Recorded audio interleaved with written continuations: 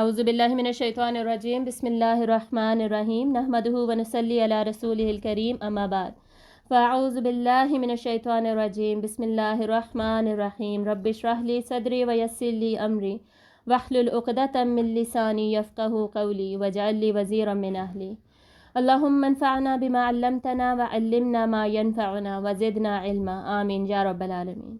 سبحانک لا علم لنا الا ما علمتنا انک انت العلیم الحکیم۔ جی آج ہم حلقہ نمبر 8 سٹارٹ کریں گے اور ہم لاسٹ سلائیڈ سے اس کو جوڑیں گے جو ہم نے لاسٹ ٹائم پر بات ڈسکس کی تھی، اور وہ تھی آپ صلی اللہ علیہ وآلہ وسلم کی اولاد مبارک۔ ٹھیک ہے، تو اس میں ہم نے یہ دیکھا تھا کہ آپ صلی اللہ علیہ وآلہ وسلم کو اللہ تعالیٰ نے 3 بیٹوں سے نوازا اور 4 بیٹیوں سے نوازا، جس میں سے 6 جو اولادیں تھیں وہ حضرت خدیجہ رضی اللہ تعالیٰ عنہا سے تھیں، اور ایک بیٹا چھوٹا ابراہیم وہ حضرت ماریہ قبطیہ کے بطن سے پیدا ہوا۔ تو آپ صلی اللہ علیہ وآلہ وسلم کی ابتدائی زندگی کی ڈسکشن جو ہم نے سورۃ الضحیٰ کی تفسیر میں کی، اس میں ہم نے دیکھا تھا کہ اللہ تعالیٰ نے آپ صلی اللہ علیہ وآلہ وسلم کو جن مشکلات سے گزارا اور اس مشکلات میں جو احسانات کیے ان کا ذکر کیا تھا۔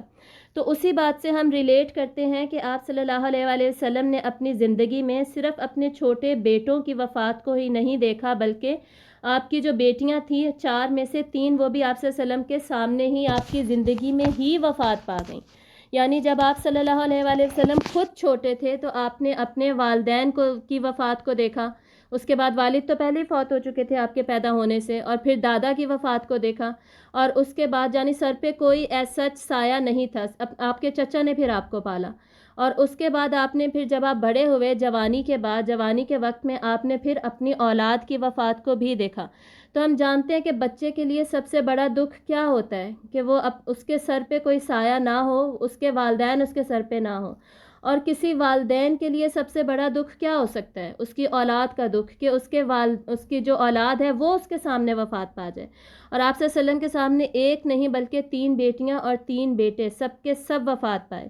تو آپ صلی اللہ علیہ وآلہ وسلم کے دل کی حالت کیا ہوگی؟ دکھ، درد، تکلیف، آزمائش کس سے آپ صلی اللہ علیہ وآلہ وسلم گزرے، آپ کو گزارا گیا، اس سچویشن کو ہم کچھ حد تک سمجھ سکتے ہیں۔ ٹھیک ہے، کہنے کا مقصد کیا ہے؟ ہر طرح کے دکھ کو دیکھنے کے بعد ہم لوگوں کی کیا کیفیت ہوتی ہے؟ ہم لوگ اپنے مشن سے ہٹ جاتے ہیں، ہم لوگ ہل کے رہ جاتے ہیں، مینج نہیں کر پاتے، ہم اپنے آپ کو کمپوزڈ نہیں رکھ پاتے، ہمارے اندر جو ایموشنل سٹیبلٹی ہونی چاہیے وہ نہیں رہتی، بلکہ ہمارا جو بھی مقصد ہو، جو ایمبیشن ہو، اس سے ہم ہٹ جاتے ہیں۔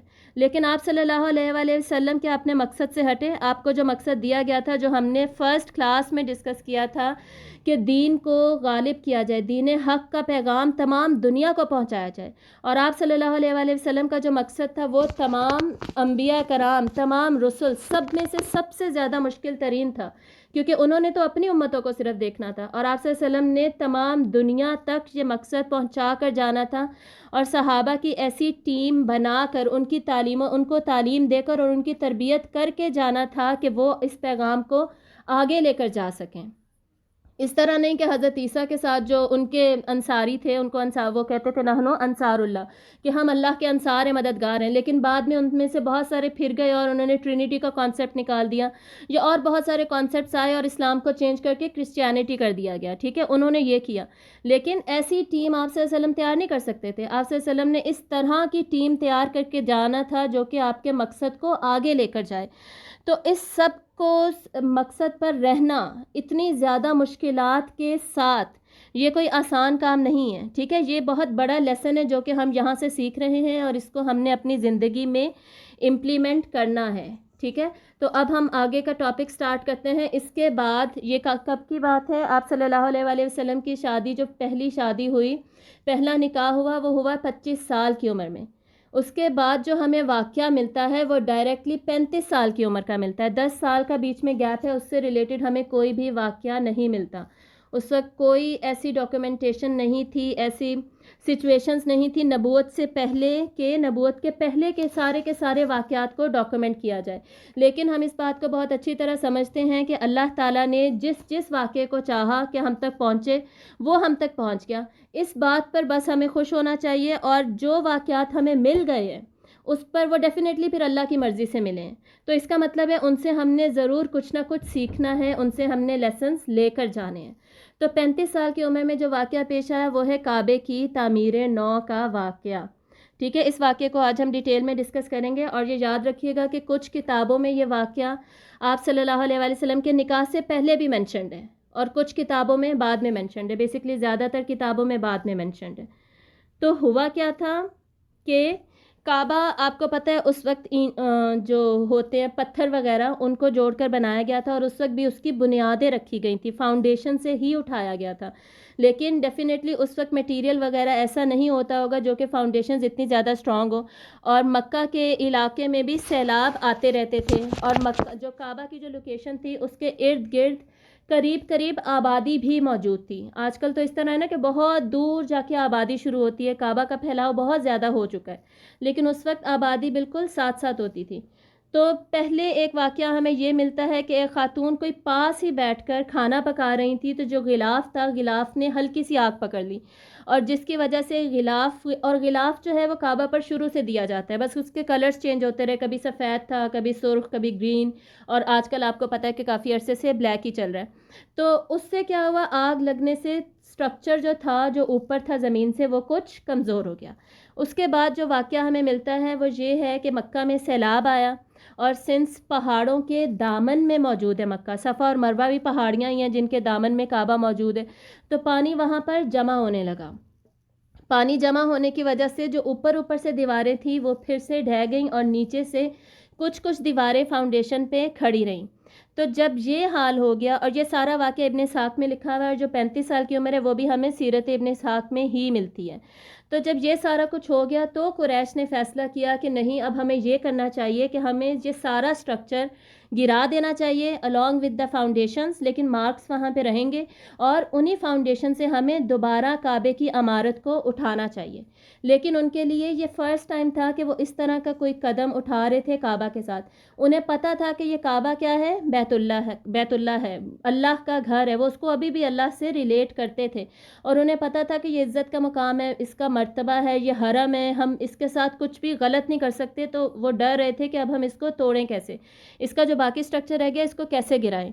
تو وہ اس وقت ڈرتے رہے, ڈیسیجن نہیں لے پا رہے تھے. کہ ان میں سے ولید بن مغیرہ, جس کا ذکر اب ہم آگے جا کر بار بار پڑھیں گے, نبوت آنے کے بعد ولید بن مغیرہ ان سرداروں میں سے ایک تھا جس نے کہ انکار کیا نبوت کا, اور اقرار کرتے کرتے رہ گیا. اس کا ذکر قرآن مجید میں بہت ساری صورتوں میں ریپیٹ ہوتا ہے, بلکہ سورۃ المدثر جو ہے اس میں اس کو اس کے نک نیم سے بھی پکارا گیا ہے, جس میں اللہ تعالیٰ کہتے ہیں ذرنی ومن خلقت وحیدا, کہ چھوڑ دو مجھے اور اس کو جس کو کہ میں نے بنایا, اس وحید کو.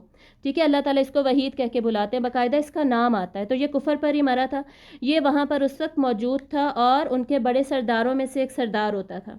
تو اس نے سوچا کہ جی نہیں, میں پہلا کلہاڑا ماروں گا اور میں اس کام کو شروع کرتا ہوں. تو اس نے پہلی دیوار گرائی, اور جب تک یہ پہلی دیوار گرا رہا تھا تو تمام کے تمام قریش صرف دیکھ رہے تھے, آبزرو کر رہے تھے. وہ کچھ بھی ہل جل نہیں کر رہے تھے کہ کہیں ایسا نہ ہو کہ اللہ کا غضب آئے اور اس کے ساتھ ساتھ ہم سب کو لے جائے. بیسکلی اس کو as a litmus test use کیا گیا, اور اس نے وہ لگا رہا سارا دن, اور سارا دن میں اس نے وہ دیوار جتنی وہ گرا سکتا تھا اس نے گرائی. اگلے دن سب میں کچھ حوصلہ پیدا ہوا, اور پھر سارے قریش نے کیا کیا, مل کر فیصلہ کیا کہ اب ہم اس کو گرائیں گے اور اس کی جگہ پہ نئی عمارت مضبوط کھڑی کریں گے.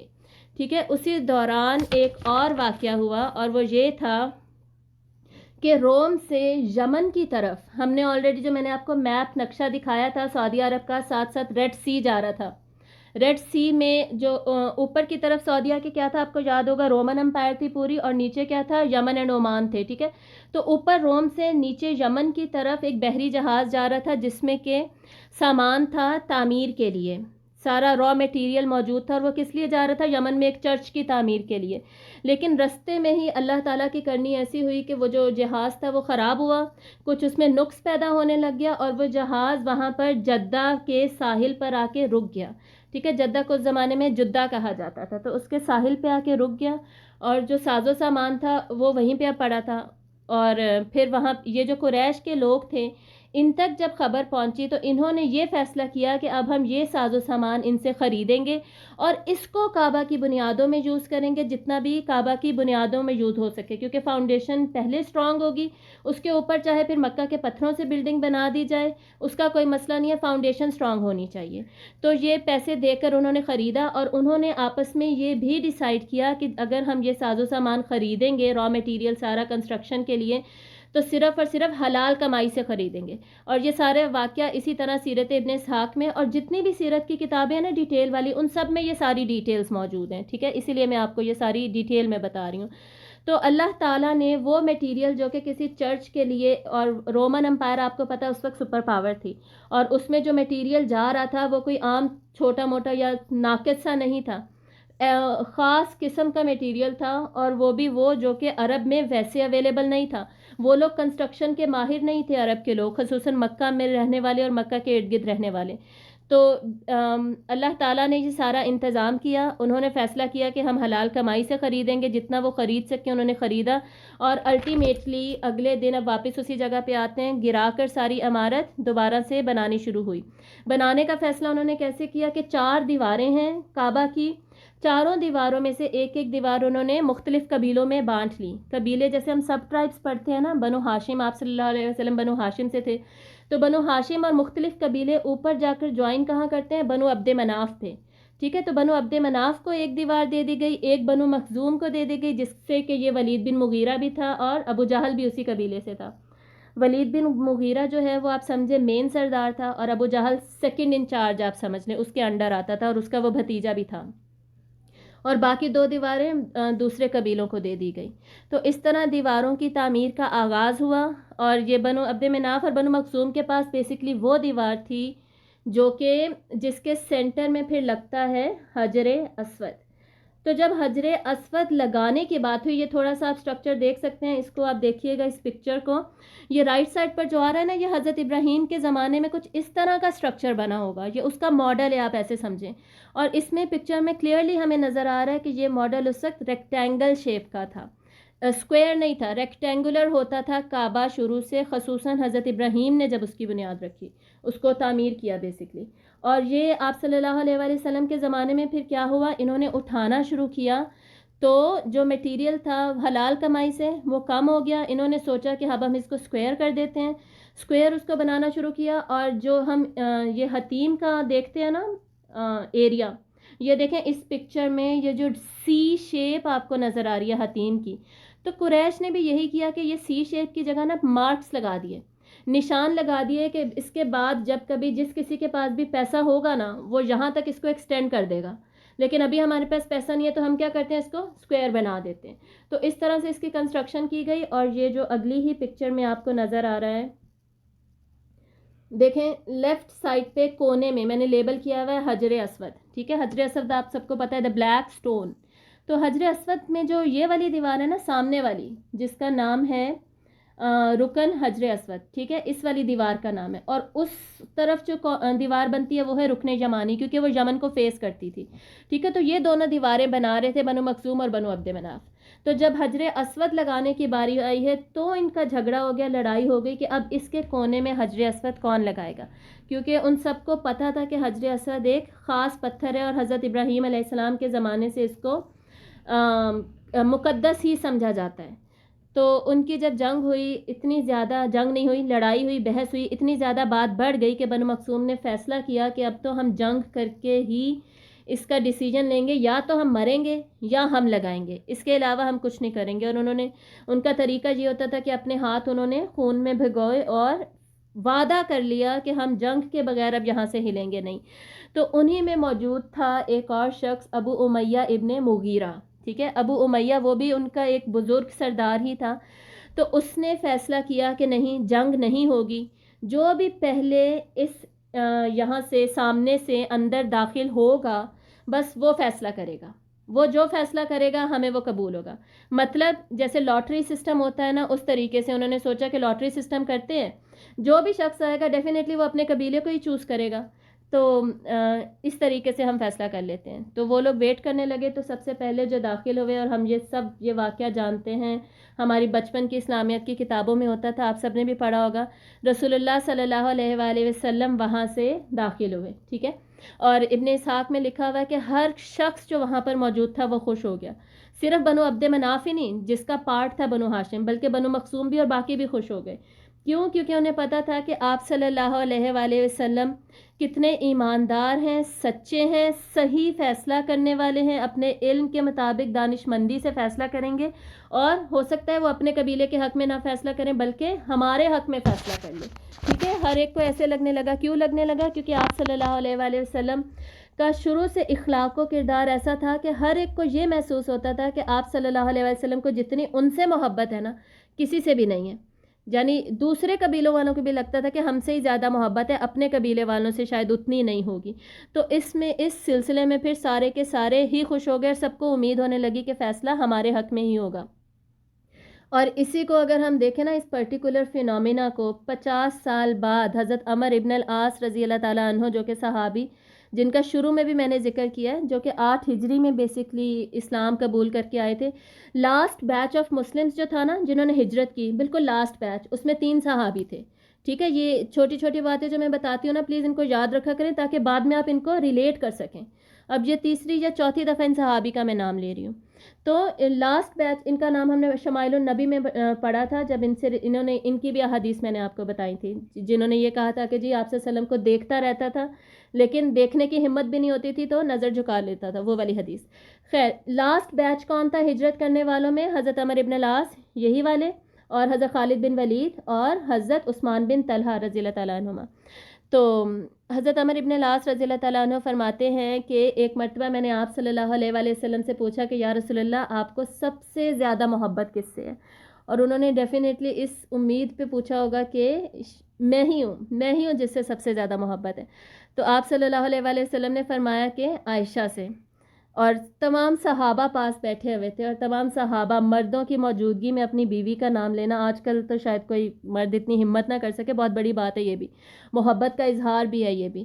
تو تو حضرت عمر ابن العاص نے فرمایا کہ نہیں یا رسول اللہ، میرا مطلب ہے مردوں میں سے. تو آپ صلی اللہ علیہ وسلم نے فرمایا ابوہا، اس کے والد، یعنی حضرت ابو بکر سے. اور حضرت ابو بکر حالانکہ آپ صلی اللہ علیہ وسلم کے جگری دوست تھے، بیسٹ فرینڈ تھے، لیکن پھر بھی آپ نے ڈائریکٹ ان کا نام لینے کے بجائے ان کو بھی اپنی بیوی سے جوڑ کے بولا، کیونکہ ان کے ظاہر سسر بھی لگتے تھے، لیکن بیوی سے جوڑنے کا مقصد کیا ہے؟ امپورٹنس پھر بیوی کو، زوجہ کو ہی دی جا رہی ہے. خیر، اور پھر انہوں نے پوچھا کہ اور کون، اس کے بعد کون؟ تو آپ صلی اللہ علیہ وسلم نے فرمایا کہ عمر سے.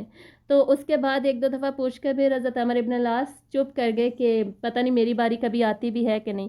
ڈیفینیٹلی یہ سارے عشرہ مبشرہ سے ہیں، اور شروع سے آپ صلی اللہ علیہ وسلم کے ساتھ تھے. حضرت عمر ابن العاص جیسے میں نے بتایا 8 ہجری میں جا کے 13 سال مکہ کے نبوت کے، اس کے بعد بھی 8 سال مائنس کریں، 8 9 10 9 10 11 20 ایئرس کے بعد وہ اسلام قبول کر کے لائے تھے. تو ڈیفینیٹلی باقیوں کا نمبر پہلے ہی آتا تھا. لیکن خیر، آپ صلی اللہ علیہ وسلم کے اخلاق اور کردار کا ہمیں یہاں سے پتہ چلتا ہے کہ آپ سب کے ساتھ کیسے پیش آتے ہوں گے، کہ ہر ایک کو یہی لگتا تھا کہ سب سے زیادہ محبت آپ صلی اللہ علیہ وسلم کو ان سے ہی ہے، ٹھیک ہے. تو آپ صلی اللہ علیہ وسلم نے فیصلہ کیا کیا ہم سب جانتے ہیں. آپ نے ایک ازار منگوائی، چادر، اور یہ جیسے پکچر میں ہمیں نظر آ رہا ہے، چاروں کونے، چاروں قبیلوں سے پوری چادر پکڑوائی اور بولا کہ اس کو آگے لے کر جائیں. اور آپ صلی اللہ علیہ وآلہ وسلم نے اپنے مبارک ہاتھوں سے خود پتھر اٹھا کر اس میں نصب کیا. اور اس کے بعد کیا ہوا؟ جیسے بنو مخزوم نے فیصلہ کیا تھا کہ جی ہم تو جنگ کریں گے اگر ہم سے نہ لگوایا گیا، تو ان کا یہ وعدہ بھی پورا ہو گیا. ان کو اپنا وعدہ توڑنے کی ضرورت بھی نہیں پڑی، جنگ بھی نہیں ہوئی، اور ان کا عہد پورا ہو گیا، جنگ بھی نہیں ہوئی، اور صلح صفائی کے ساتھ بیسکلی کام ہو گیا. تو اس سارے واقعے سے ہم سیکھتے کیا ہیں، پہلے اس پہ ڈسکشن کرتے ہیں. اور جو چینجز ہوئی ہیں کعبہ کے اندر، قریش نے چینجز کیا کی؟ جیسے ریکٹینگل کو سکوائر بنا دیا، حتیم پہ نشان لگا دیے. اس کے علاوہ بھی کچھ چینجز انہوں نے کی، وہ بھی ہم ڈسکس کرتے ہیں. اور اگلی پکچر میں آج کل کعبہ کیسا دکھتا ہے، اس کے پارٹس کا کیا نام ہے، یہ بھی ہم تھوڑی سی ڈسکشن کریں گے. تاریخ مکہ جو کتاب ہے علامہ آلوسی، اس کتاب میں سے علامہ آلوسی کی جو روایات موجود ہیں اس میں سے ہم دیکھیں گے، اور باقی کتابوں میں بھی یہ موجود ہے. تو ایک تو ہمیں پتہ چل گیا کہ انہوں نے مہنگا والا مال اور اچھا والا مال استعمال کیا جو کہ فاؤنڈیشن میں یوز کیا گیا. تاکہ اس کا اسٹرکچر اب مضبوط سے مضبوط ہی رہے. اور اس کے بعد جو ریکٹینگل تھا اس کو چھوٹا کر کے اسکوائر بنا دیا گیا, حتیم کی نشانی بنا دی گئی. اس کے علاوہ انہوں نے کیا کیا, اب ہم اگلی پکچر پہ جاتے ہیں. بیسکلی انہوں نے جو چینجز کی بہت ساری ابھی بھی ویسے کی ویسی ہیں. یہ ہم دروازہ دیکھ سکتے ہیں, اس دروازہ جو کعبہ کا دروازہ ہے اس کا نام ہے باب التوبہ, ٹھیک ہے. تو یہ جو باب التوبہ ہے دروازہ, اس کو انہوں نے اونچا کر دیا. حضرت ابراہیم کے زمانے میں کیا تھا, نیچے تک تھا, زمین تک تھا. یہ ہمیں پچھلی والی پکچر میں یہ دیکھیے زمین کے ساتھ لگا ہوا ہے. تو ان کا اونچا کرنے کا کیا مقصد تھا کہ صرف خاص لوگ اور جو سردار ہیں صرف وہ داخل ہوں, اس کے علاوہ کوئی بھی عام شخص داخل ہو نہ سکے. اور اس کے علاوہ کیا کیا گیا کہ جو لمبائی تھی وہ بھی کعبہ کی ڈبل کر دی گئی. حضرت ابراہیم نے جتنا بنایا تھا اس پکچر میں دیکھیے اس کو ڈبل کر کے, اور ڈبل کتنا کیا گیا, جیسے کہ اونٹ کے اوپر ایک بندہ بیٹھے اور جتنی ہائٹ بنتی ہے نا آلموسٹ اتنی ہائٹ کر دی گئی اس کی. اس کے بعد چھت آلریڈی کعبہ کی بنائی جا چکی تھی. حضرت ابراہیم نے نہیں بنائی تھی, اس زمانے میں نہیں تھی. اس کے بعد چھت ہوتی تھی, لیکن انہوں نے کیا کیا, چھت کے اوپر جو پانی جمع ہوتا تھا نا اس کے لیے انہوں نے ایک نالی سی لگا دی کہ پانی جو ہے وہ ڈسچارج ہوتا رہے, وہ نکلتا رہے. اور ابھی بھی وہی کانسیپٹ ابھی بھی چلتا ہے. یہ آپ اوپر دیکھ سکتے ہیں اس پکچر میں, رائٹ سائڈ پہ میں نے لکھا ہے رحمت کا پرنالہ اس کو کہا جاتا ہے, جس میں سے کہ جب بھی بارش ہوتی ہے تو پانی جو چھت پہ جمع ہوتا ہے وہ اس پر نالے میں سے نیچے گرتا رہتا ہے, ٹھیک ہے. اور بہت لوگ کوشش کرتے ہیں کہ پانی ان کے اوپر گرے اور وہ اس میں نہا سکے. تو اب ہم یہ ساری چینجز تھیں. ایک سیکنڈ میں دیکھ لوں کوئی ہمارے پاس رہ تو نہیں گئی. ہاں جی, یہ ساری چینجز کی گئی. اور اس چینجز کے بعد ہم بیت اللہ کا یہ اسٹرکچر دیکھ لیتے ہیں جو کہ آج کل ایگزسٹ کرتا ہے. اس میں آپ دیکھیے 4 سائڈز ہیں, اس کو پھر اسکوائر ہی رکھا گیا. اسکوائر کیوں رکھا گیا, جب مکہ فتح ہوا ہے نا 8 ہجری میں, اس واقعے کے 20 سال کے بعد, تو حضرت عائشہ فرماتی ہیں کہ رسول اللہ صلی اللہ علیہ وسلم نے حضرت عائشہ سے فرمایا کہ جب حضرت ابراہیم کے زمانے میں جو کعبہ تھا وہ ریکٹینگل شیپ میں تھا, اور اگر یہ جو لوگ ہیں ان کا ایمان نیا نہ ہوتا نا مکہ والوں کا, تو میں ابراہیم کی بنیادوں پر ہی کعبہ کو دوبارہ تعمیر کر دیتا. لیکن ان لوگوں کو عجیب لگے گا, ان لوگوں کی بیسکلی ایکسیپٹنس نہیں ہوگی, یہ اٹیچمنٹ ہے نا ایک اسٹرکچر کے ساتھ, تو ان کو لگے گا کہ جی یہ کیا ہوا, ابھی فتح کیا اور ابھی اس کو چینج بھی کر دیا. تو اس وجہ سے اس کو فی الحال ہم کچھ بھی نہیں کریں گے اور ایسے ہی چھوڑ دیں گے. لیکن آپ صلی اللہ علیہ وسلم نے یہ بتایا کہ پہلے ایسا تھا اور اب یہ اسکوائر شیپ میں ہے. اس کے بعد آپ صلی اللہ علیہ وسلم نے اس کو چینج نہیں کیا, ٹھیک ہے. اس کے بعد 11 ہجری میں آپ صلی اللہ علیہ وسلم نے وصال فرمایا. اس کے بعد جب عبداللہ بن زبیر رضی اللہ تعالیٰ عنہ کا زمانہ آیا, جو کہ مکہ کے خلیفہ رہے, کچھ عرصہ رہے تھے, 2 سال شاید رہے ہوں گے یا 3 سال رہے ہوں گے یا اس سے کم. اور یہ تب کی بات ہے, حضرت عثمان رضی اللہ تعالیٰ عنہ کی جو خلافت تھی اس کے بھی بعد, یہ امیر معاویہ کے بھی بعد, جب عبداللہ بن مروان کی حکومت نہیں آتی, اس زمانے کی بات ہے, حجاج بن یوسف کے زمانے کی بات ہے. اس زمانے میں باقی جگہ کا جو امیر تھا وہ تو عبداللہ بن مروان بنا ہوا تھا, لیکن حضرت عبداللہ بن زبیر جو کہ صحابی تھے, اور ان کا ذکر بھی بار بار آئے گا, یہ وہ صحابی تھے جو کہ ہجرت کے بعد پہلا بچہ تھا جو کہ مسلمانوں میں پیدا ہوا, ٹھیک ہے. اور ہجرت کے بعد نا یہ جو لوگ تھے قریش کے, انہوں نے مشہور کر دیا تھا کہ مسلمان تو بس گئے, ان کے ہاں تو اب نہ اولاد ہوگی, نہ یہ پھلے پھولیں گے, کچھ بھی نہیں ہوگا. تو یہ پہلا بچہ تھا جو کہ ہجرت کے بعد پیدا ہوا, اور سب نے بہت خوشیاں منائی تھیں, سب نے, سارے مسلمانوں نے. تو یہ حضرت عبداللہ بن زبیر وہ ہیں, تو ان کی خلافت تھی, انہوں نے مکہ میں اپنی خلافت قائم کی. بہت لمبی سٹوری ہے, فی الحال اتنی ہی ہم پڑھیں گے. آگے جا کے جب ان کی پیدائش کا وقت آئے گا نا پھر تھوڑی سی اور ٹچ کر لیں گے. تو انہوں نے ڈیسائیڈ کیا کہ نہیں, آپ صلی اللہ علیہ وسلم کی یہ والی حدیث جب ان تک پہنچی تو انہوں نے سوچا کہ اب میں ہوں تو مجھے بیسکلی یہ چینج کر دینی چاہیے. انہوں نے کعبے کو دوبارہ ریکٹینگل شیپ دے دی اور دروازوں جو تھا اس کو بھی نیچے کر دیا, ٹھیک ہے. لیکن اس کے بعد ہوا کیا, حجاج بن یوسف کو شاید بہت لوگ جانتے ہوں گے, اس نے مکہ پہ حملہ کیا. مکے کے اوپر جیسے توپ سے آج کل حملے ہوتے ہیں نا, بلٹس گرائی جاتی ہیں دور سے, یہی کام اس نے کیا. کعبہ کو ڈھہ دیا گیا, حضرت عبداللہ بن زبیر رضی اللہ تعالیٰ عنہ کو شہید کیا گیا, وہیں پہ لٹکایا گیا, اور کتنے دن وہاں پر وہ لٹکے بھی رہے.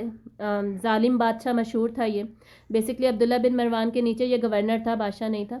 تو اس نے کیا کیا کہ اس نے یہ سمجھا کہ عبداللہ بن زبیر نے اپنی مرضی سے اس کو ریکٹینگل کیا تھا, تو اس نے یہ کیا تھا تو ہم تو یہ نہیں رکھیں گے, ہم اس کو دوبارہ مربع شکل میں, اسکوائر شکل میں واپس لے آئیں گے. تو حجاج بن یوسف نے اس کو دوبارہ گرایا, اور بیسکلی آلریڈی اسٹرکچر ڈیمیج ہو ہی چکا تھا کیونکہ انہوں نے حملہ ہی اس پہ کیا تھا, ٹھیک ہے. اور مکہ پہ بھی کیا تھا اور کعبہ پہ بھی انہوں نے حملہ کیا تھا, نعوذ باللہ. تو اس کو پھر دوبارہ سے ری بلڈ کیا گیا اور انہوں نے اس کو اسکوائر بنا دیا. اسکوائر کیوں بنا دیا کہ جی اس سے ڈفرینٹ رہے, جو اس نے کیا تھا ہم وہ کیوں کریں. حکمرانوں میں یہ جنگ سی چلتی رہتی ہے نا. اس کے بعد امام انس بن مالک جو ہیں رحمہ اللہ, امام مالک کا نام ہم سب جانتے ہیں, ان کے زمانے میں جو خلیفہ تھے, اور اس وقت تک آپ کو پتہ ہے کہ اسلام نافذ اچھے طریقے سے ہو چکا تھا, مضبوط بنیادیں تھی اسلام کی, اور خلافت تو نہیں کہنی چاہیے, بادشاہت جو مسلمانوں کے پاس تھی وہ سب صحیح سسٹم چل رہا تھا, مسلمان طاقت میں تھے, بیسکلی حالات بدل چکے تھے. تو اس خلیفہ نے امام انس بن مالک سے کہا کہ کیا ہم ایسا نہ کریں کہ کعبہ کو دوبارہ لے آئیں انہی بنیادوں پر جن بنیادوں پر حضرت ابراہیم نے اٹھایا تھا. تو امام انس بن مالک ہم جانتے کہ بہت بڑے فقیہ ہیں, اور فقیہ حضرات جو ہوتے ہیں انہیں اللہ تعالیٰ نے علم و حکمت سے نوازا ہوا ہوتا ہے. تو انہوں نے فیصلہ کیا کہ نہیں, ہم ایسا کچھ نہیں اب کریں گے.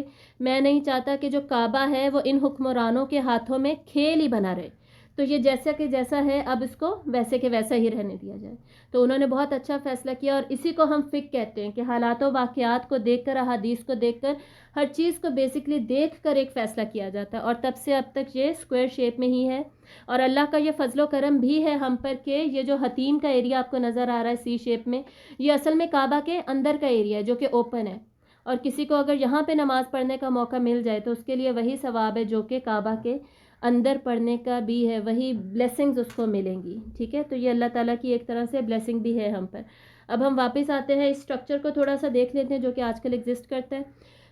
حجر اسود آپ کو نظر آ رہا ہے, دا بلیک سٹون. حجر اسود کے بارے میں کیا کہا جاتا ہے کہ یہ جنت کا پتھر ہے. ٹھیک ہے, حضرت ابراہیم اور حضرت اسماعیل نے جب کعبہ کی تعمیر کی تو یہ پتھر حضرت جبرائیل علیہ السلام جنت سے لے کر آئے, اور اس کو یہاں پر نصب کر دیا گیا. کیوں نصب کر دیا گیا؟ کیونکہ یہاں سے طواف کا آغاز کیا جائے گا. ٹھیک ہے, یہاں سے رائٹ سائڈ کو موو کیا جائے گا اور طواف کا آغاز کیا جائے گا. اور یہ پتھر پہلے سفید رنگ کا تھا, ہمیں حدیث سے پتہ چلتا ہے, ساری حدیثیں مینشنڈ ہیں, آپ کو مل جائیں گی. سفید رنگ کا تھا, اس کے بعد ابن آدم کے گناہوں کی وجہ سے اس کا رنگ کالا ہوتا گیا, اس لیے اب اس کا نام کیا ہے؟ حجر اسود. شروع سے اس کا نام حجر اسود تب سے ہی ہے. اور حجر اسود کے ساتھ دروازہ ہے. ٹھیک ہے, دروازے والی جو دیوار ہے اس کو کیا کہا جاتا ہے؟ رکن حجر اسود. یہ پوری دیوار, اور یہ کونا, بیسکلی رکن کا مطلب کارنر ہوتا ہے عربی میں. اور یہ دروازہ جو ہے باب التوبہ اور حجر اسود, اس کے درمیان جو چھوٹی سی جگہ ہے نا بلیک کلر کی, اس کو ملتزم کہا جاتا ہے, جو کہ ہمیں جنید جمشید کی بہت فیمس نعت ہے نا, ملتزم پر دعا. تو ملتزم کی بھی اپنی اہمیت ہے. اس کے حدیث میں یہ مینشنڈ ہے کہ یہاں پر خصوصاً دعا مانگنی چاہیے. بیسکلی آپ صلی اللہ علیہ وسلم نے یہاں پر خصوصاً دعا مانگی ہے, تو اس وجہ سے یہاں پر دعا مانگنا مسنون ہے. جو بھی جائے اس کو ملتزم پر دعا ضرور مانگنی چاہیے. یہ یہاں پر لیبل کیا ہوا ہے میں نے. اس کے بعد پہلے اب یہ باقی 4 کارنرز دیکھ لیجئے. دوسرا کارنر جو لیفٹ سائڈ پہ جس کا میں نے لکھا ہے سب سے اوپر, رکن یمانی, یہ یمن کو فیس کرتا ہے کارنر, اس وجہ سے اس کا نام یہ ہے. پھر اپوزٹ سائڈ پہ آئیے, رائٹ سائڈ پہ دیکھیے رکن شامی, یہ شام کی طرف, سیریا کی طرف اس کا کارنر ہے, اس وجہ سے اس کا نام یہ ہے. پھر رکن عراقی, یہ عراق کو فیس کرتا ہے. یہ 4 کارنرز ہو گئے. رحمت کا پرنالہ میں نے آپ کو بتا دیا.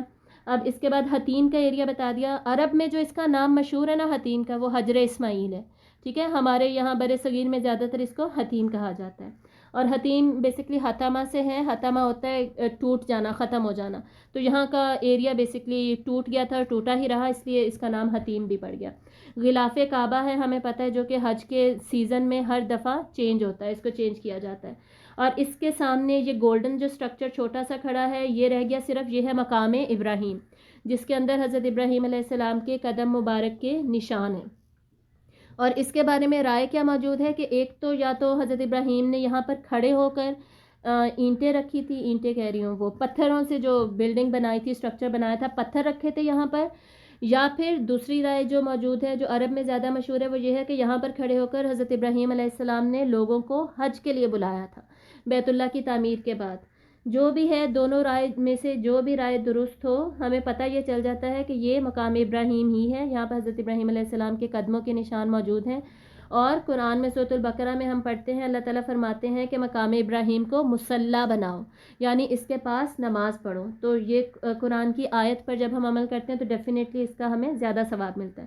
تو یہاں بھی نماز پڑھنی چاہیے, ملتزم پر دعا مانگنی چاہیے, حتیم میں نماز پڑھنی چاہیے, اور کعبہ کا طواف کرنا چاہیے. تو یہ بیت اللہ کا سٹرکچر جو آج کل ہے, یہ ہم نے اس کو دیکھ لیا. اور بیت اللہ کی تھوڑی سی تاریخ بھی ہم نے ٹچ کر لی. یہ لاسٹ سلائیڈ ہے جس کو کہ ہم ٹچ کریں گے حجر اسود.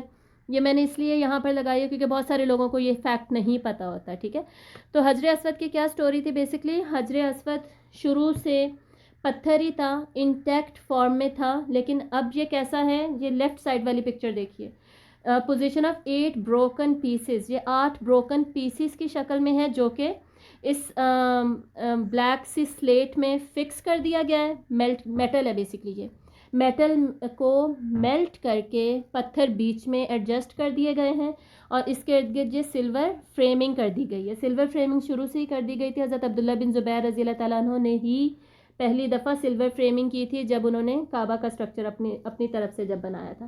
تو لیکن اس وقت یہ ٹوٹا نہیں تھا. اس کے بعد جب حجاج بن یوسف نے حملہ کیا ہے اس وقت اس کے تھوڑے سے پیسز ہوئے, اتنے چھوٹے نہیں ہوئے تھے.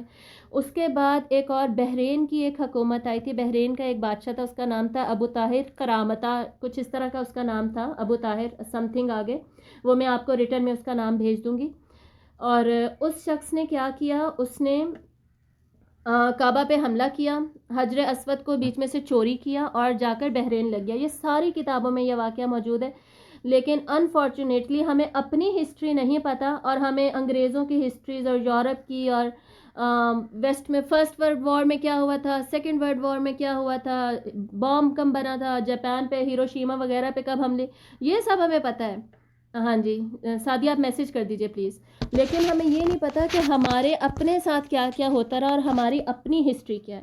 ٹھیک ہے, تو یہ تھوڑی سی میں ہسٹری بتاتی ہوں. یہ لے گئے تھے اور ان کے لے جانے کا مقصد کیا تھا کہ وہاں پر لوگ آنا شروع کر دیں, ہم اس کو اپنی کسی مسجد میں لگائیں گے, وہاں لوگوں کا ہجوم ہو, کیونکہ حج پر جب لوگ آتے ہیں تو ڈیفینیٹلی اکنامک بینیفٹس بھی ہوتے ہیں. ٹھیک ہے, یہ آپ سب کو پتہ ہے, ٹریڈ بڑھ جاتی ہے, اکانومی سٹرانگ ہو جاتی ہے, اور بہت سارے بینیفٹس ہوتے ہیں. تو بینیفٹس کی وجہ سے وہ لے گئے. اس کے بعد 22-23 سال تک, 22 سال لکھا ہوا ہے کتابوں میں, 22 سال تک جو کعبہ تھا, کعبہ میں حجر اسود نہیں موجود تھا. 22 سال کے بعد جو یہ تھی سلطنت کون سی تھی, عباسی حکومت جو تھی, ان کے بادشاہ نے پھر سے بات کی. ڈیفینیٹلی وہ پہلے بھی کوشش کرتے ہی رہے ہوں گے. ہاں جی, یہ جو آپ کہہ رہی ہیں بحرین چرا کر لے گئے, جی یہ میں بتا رہی ہوں, اس کی ڈیٹیل بتا رہی ہوں. ان کا جو ایگزیکٹ نام ہے نا, ابو طاہر اس بادشاہ کا نام تھا, اس کی جو ذات تھی نا وہ میں آپ کو میسیج بھی کروں گی, اور یہ واقعہ میں سنا رہی ہوں. تو وہ بحرین لے گئے, اس مقصد کے لیے لے کر گئے تھے. ٹھیک ہے, تاکہ وہاں پر لوگ آنا شروع کر دیں, ہم وہاں پر اس کو نصب کر لیں اپنی مسجد میں. اور 22 سال تک وہ وہاں پر ہی رہا. اور اس کے بعد جو عباسی حکومت چل رہی تھی, عباسی حکومت کون تھے, بنو عباس کے تھے, اور یہ تھے قریشی ہی تھے یہ لوگ. اس سے پہلے بنو امیہ کی حکومت تھی, اور بنو امیہ بھی قریشی ہی تھے. ٹھیک ہے, تو عباسی حکومت میں انہوں نے باقی بادشاہوں نے بھی کوشش کی ہوگی 22 سالوں میں کہ ہمیں کسی طرح واپس مل جائے, نہیں کوئی سلسلہ ہو سکا ہوگا. خیر الٹیمیٹلی اس وقت جو 22 سال کے بعد جو بادشاہ تھے نا, انہوں نے بحرین کے بادشاہ سے بات کی کہ جی ہم اس کے لیے رینسم پے کرنے کے لیے تیار ہیں. آپ کا مقصد تو پورا ہو نہیں رہا کہ آپ چاہتے تھے وہاں لوگ آئے, لوگ تو ابھی بھی حج کے لیے ادھر ہی آ رہے ہیں, تو آپ اس کو واپس کر دیں. تو خیر ان کی یہ ڈیل جو بھی تھی, ڈیل طے ہو گئی. 30,000 دینار انہوں نے وہاں پر بھیجے, اور ان کے ساتھ نام آتا ہے شیخ محدث عبداللہ تھے کوئی, ان کو بھیجا گیا, جو کہ بہت بڑے مفتی شیخ تھے اس وقت مکہ میں. ان کو اس لیے بھیجا گیا کہ وہ جا کر چیک کریں کہ حجر اسود جو ہمیں دیا جا رہا ہے وہ اوریجنل بھی دیا جا رہا ہے کہ ایسے ہی. تو ان کو بھیجا گیا پورے لشکر کے ساتھ. اور یہ بھی کتابوں میں لکھا ہوا ہے کہ جب حجر اسود کو چوری کر کے لے جایا جا رہا تھا تو 40 اونٹ انہیں چینج کرنے پڑے تھے. اونٹ چلتے ہی نہیں تھے اسے لے کر, مر جاتے تھے وہ, پھر اونٹ چینج کرتے تھے, پھر مر جاتے تھے. لیکن جب حجر اسود وہاں سے واپس لے جانے کے لیے رکھا گیا اونٹنی کے اوپر, تو وہ اونٹنی کی سپیڈ بھی اتنی زیادہ بڑھ گئی, اور وہ ایک ہی اونٹنی پھر اس کو واپس مکہ لے بھی آئی تھی.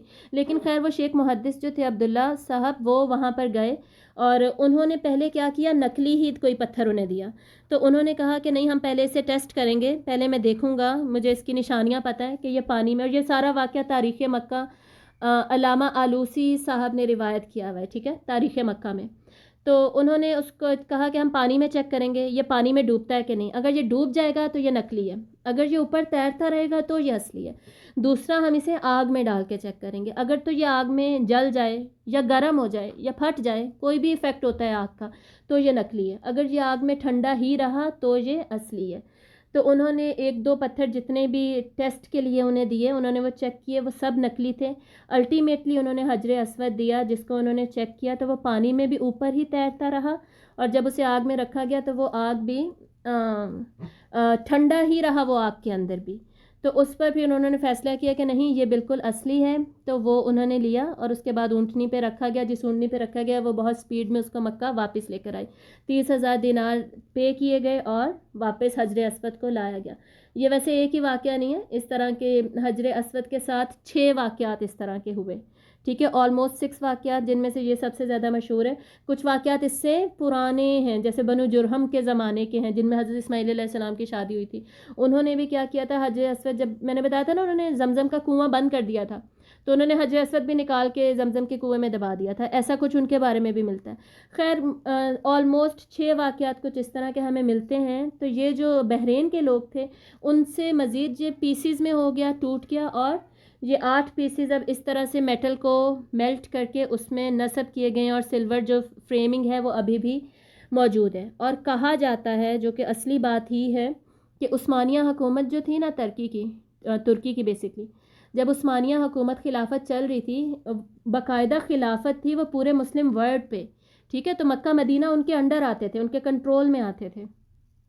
تو انہوں نے اس کے کچھ فریگمنٹس تھے، 6 کہا جاتا ہے، وہ 6 پیسز اس کے ترکی لے گئے تھے، اور وہ وہاں پر ابھی بھی نصب ہیں۔ ایک 4 استنبول کی کسی مسجد میں نصب ہے، ایک ان کے بادشاہ کے کسی مزار پہ ہے، اور کسی ایک اور مسجد پہ نصب ہے۔ تو وہ انہوں نے کس لیے رکھے ہوئے ہیں؟ تبرک کے لیے، کہ جی بابرکت پتھر ہے اس وجہ سے، حالانکہ ایسا ہونا نہیں چاہیے، ٹھیک ہے۔ تو یہ آپ تھوڑا ریسرچ کریں گے نا، یہ ساری ہسٹری سٹوریز آپ کو مل جائیں گی۔ تو یہ وہ حجر اسود ہے جس کی ہم بات کر رہے تھے۔ حجر اسود کو چومنا مسنون ہے، آپ صلی اللہ علیہ وآلہ وسلم نے طواف کیا، اس کو چوما، جس کی وجہ سے ہم بھی اسے چومتے ہیں۔ اور یہ حدیث میں آپ کے ساتھ شیئر بھی کروں گی، آپ صلی اللہ علیہ وآلہ وسلم نے فرمایا کہ قیامت کے دن اللہ تعالیٰ حجر اسود کو چہرہ دے دیں گے، بیسکلی آنکھیں اور منہ دے دیں گے، تاکہ وہ بولے، اور وہ بول کر اس سے گواہی دے گا کہ کس نے اس کا احترام کیا اور اس کو چوما۔ ڈیفینیٹلی وہ اس مقصد کے لیے ہوگا نا کہ ریوارڈ دیا جائے لوگوں کو۔ تو یہ ساری ہے حجر اسود کی سٹوری۔ اب ہم چلتے ہیں اگلی سلائیڈ پر۔ اگلا واقعہ جو ہمیں ملتا ہے، یہ کعبہ کی تعمیر کے بارے میں ہم نے پڑھا، بلکہ اس سے ریلیٹڈ تھوڑے سے بینیفٹس ہم اور پڑھ لیتے ہیں۔ اس سارے واقعے سے ہم مزید بھی کچھ سیکھتے ہیں، اور وہ کیا ہے کہ کعبہ کی جو نئی تعمیر ہوئی ہے، تعمیر نو، وہ اس طرف نشانی ہے اس بات کی کہ دین کی بھی تعمیر نو ہونے والی ہے، ٹھیک ہے۔ دین میں ایک بہت بڑی تبدیلی آنے والی ہے۔ یہ جو کچھ بھی ہوا ہے یہ ایسے ہی نہیں ہوا، اور آپ صلی اللہ علیہ وآلہ وسلم نے دانشمندانہ ایک فیصلہ کر کے سب لوگوں کو جو جنگ سے بچا لیا۔ تو یہ بھی اس بات کی طرف اشارہ ہے کہ آپ ایک ایسا پیغام بھی لانے والے ہیں جو سارے لوگوں کو بچانے والا ہی ہے، مزید خون ریزی سے اور جہنم سے۔ جی، تو ہم بات کیا کر رہے تھے؟ ہم بات کر رہے تھے کہ جیسے کعبہ کی تعمیر نو اس بات کی طرف اشارہ ہے کہ دین کی بھی تعمیر نو ہونے والی ہے، دین میں ایک بہت بڑی تبدیلی آنے والی ہے، اور یہ جو دین اس وقت نافذ ہوا ہے، کعبہ کے اندر 360 بت رکھے ہوئے ہیں، یہ بالکل باطل ہے، یہ ختم ہو جانا چاہیے۔ اور اس کے ساتھ ساتھ ہی آپ صلی اللہ علیہ وآلہ وسلم نے فیصلہ کر کے جس جنگ کو روکا، وہ بھی اس طرف اشارہ کرتا ہے کہ آپ صلی اللہ علیہ وآلہ وسلم بھی ایک ایسا پیغام لانے والے ہیں جو کہ لوگوں کو مزید جہنم سے بچائے گا، ٹھیک ہے، ایک بہت بڑی تباہی سے، دہشت سے بھی بچانے والا ہے۔ یہ پورا کا پورا واقعہ اس طرف اشارہ کرتا ہے۔ اور مزید ہم اس سے کیا سیکھتے ہیں؟ حلال کمائی کی اہمیت۔ ایون قریش کو بھی پتہ تھا کہ حلال کمائی کی کیا اہمیت ہے، اور اگر ہمیں کعبہ کی تعمیر کرنی چاہیے تو وہ حلال کمائی سے کرنی چاہیے۔ اور آج کل ہم کیا کرتے ہیں کہ سود کے ذریعے سے ہم کمائی کر رہے ہیں، یا اور بہت سارے حرام طریقوں سے کمائی کی جا رہی ہے، اور جا کے عمرے بھی کیے جا رہے ہیں، طواف بھی کیا جا رہا ہے، حج بھی کیا جا رہا ہے، اور اس کو غلط بھی نہیں سمجھا جا رہا۔ سب سے بڑی بات یہ ہے کہ اس کو غلط بھی نہیں سمجھا جا رہا، جبکہ ان کو بھی اتنی عقل تھی کہ جی ہم نے یہ کام نہیں کرنا، وہ لوگ بھی اس سے ڈر رہے تھے۔ اور آج کل ہم لوگ غلط کو، اتنے بڑے حرام کو، خصوصاً سود کو، جس کو کہ اللہ تعالیٰ نے خود سورۃ البقرہ میں کہا ہے کہ یہ اللہ اور اس کے رسول سے جنگ ہے، لیکن ہمیں فرق ہی نہیں پڑتا، اور ہم اس کو بہت آرام سے اپنی لائف کا حصہ ہم نے اس کو بنایا ہوا ہے، اور اس کو خرچ بھی اس کے ذریعے سے ہم صدقہ، زکوٰۃ، سارا کچھ دے رہے ہیں۔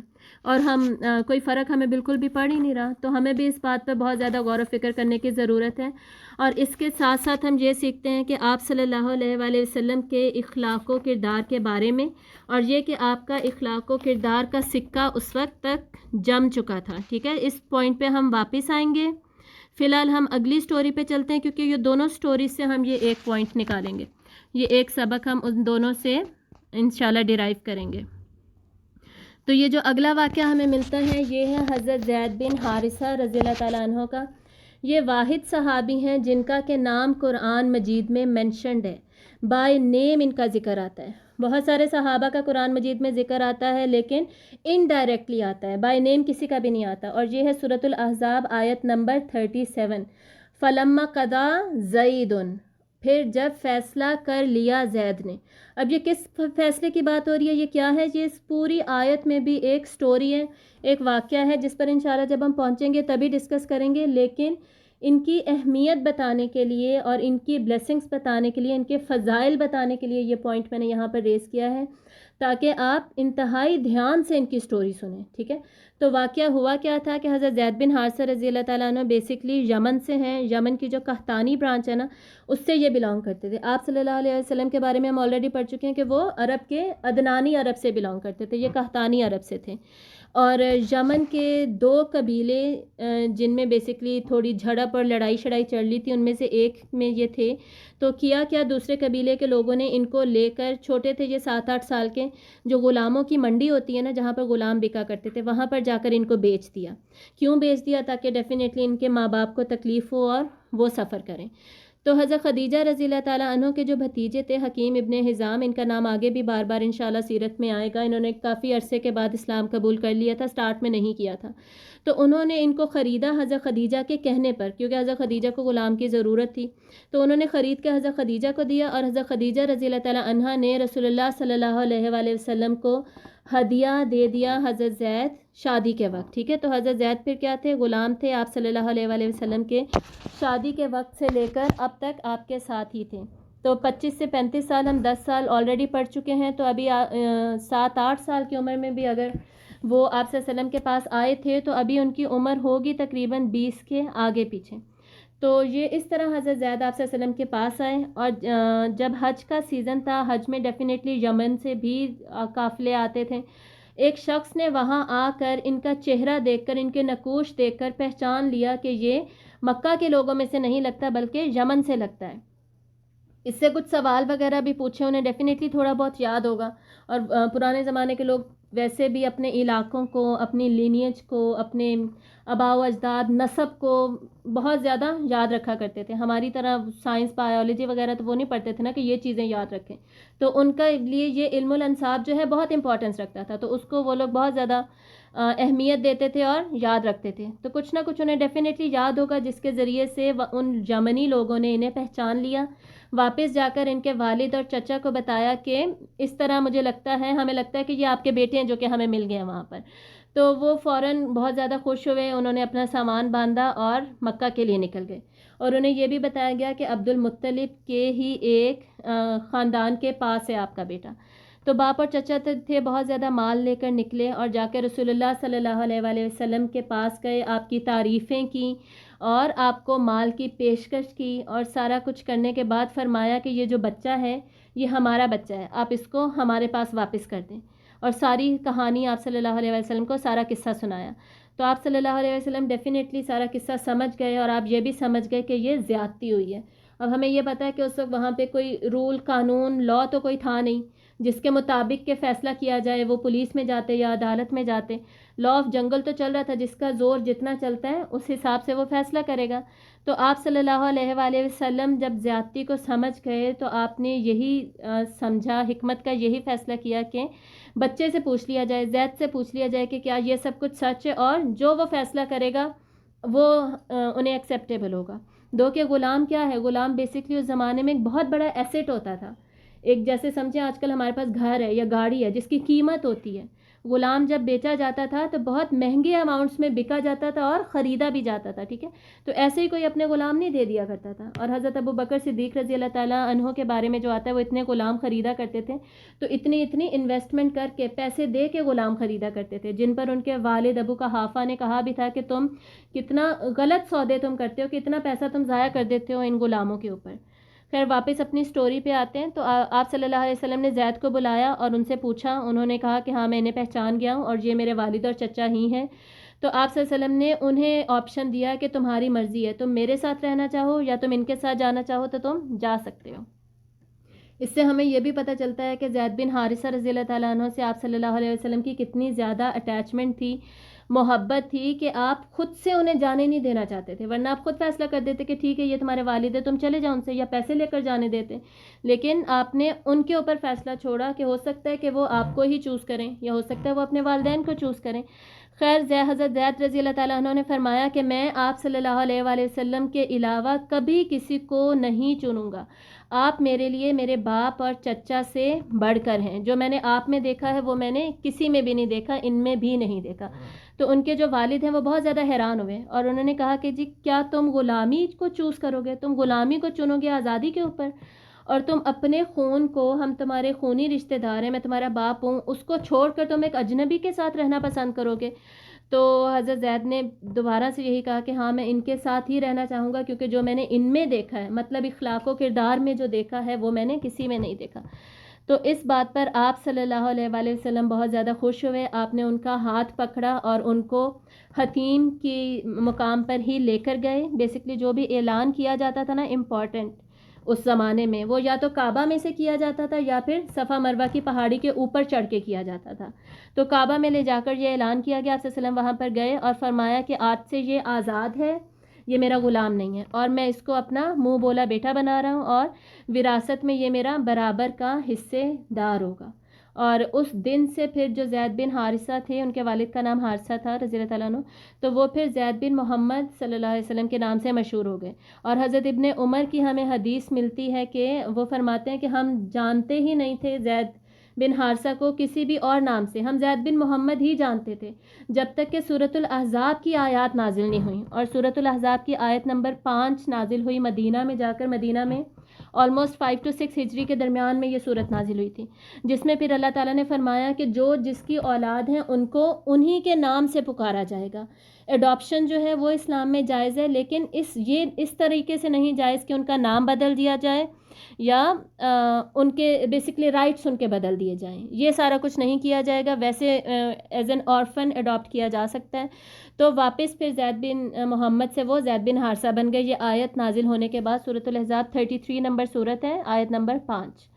تو زید بن حارثہ رضی اللہ تعالیٰ عنہ کے نام سے پھر وہ دوبارہ جانے لگے. اور جنگ معطہ ہوئی تھی رومیوں کے خلاف، جس میں کہ اور یہ ہوئی تھی آلموسٹ 9th ہجری میں، 9th یا 10th ہجری میں ہوئی تھی، جس میں کہ یہ امیر تھے فوج کے اور اس میں ان کی شہادت ہوئی. ٹھیک ہے. اور آپ صلی اللہ علیہ وآلہ وسلم کو ان سے بہت زیادہ محبت تھی، اتنی زیادہ محبت تھی کہ صحابہ کہتے تھے کہ اگر زید زندہ ہوتے نا تو یہی خلیفہ بنتے. کچھ صحابہ کی یہ بھی رائے موجود تھی. ٹھیک ہے.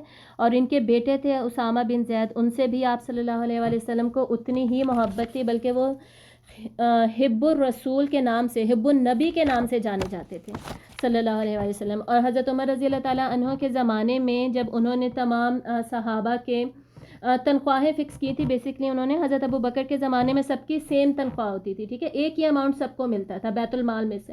لیکن حضرت عمر نے کیا کیا، سب کی ڈیفرنٹ کر دیں. جیسے عشرہ مبشرہ کی سب سے زیادہ، پھر بدریون کی جو تھی نمبر 2 پہ، اس کے بعد جنہوں نے بیت رضوان لی تھی صلح حدیبیہ کے موقع پر، ان کی نمبر 3 پر.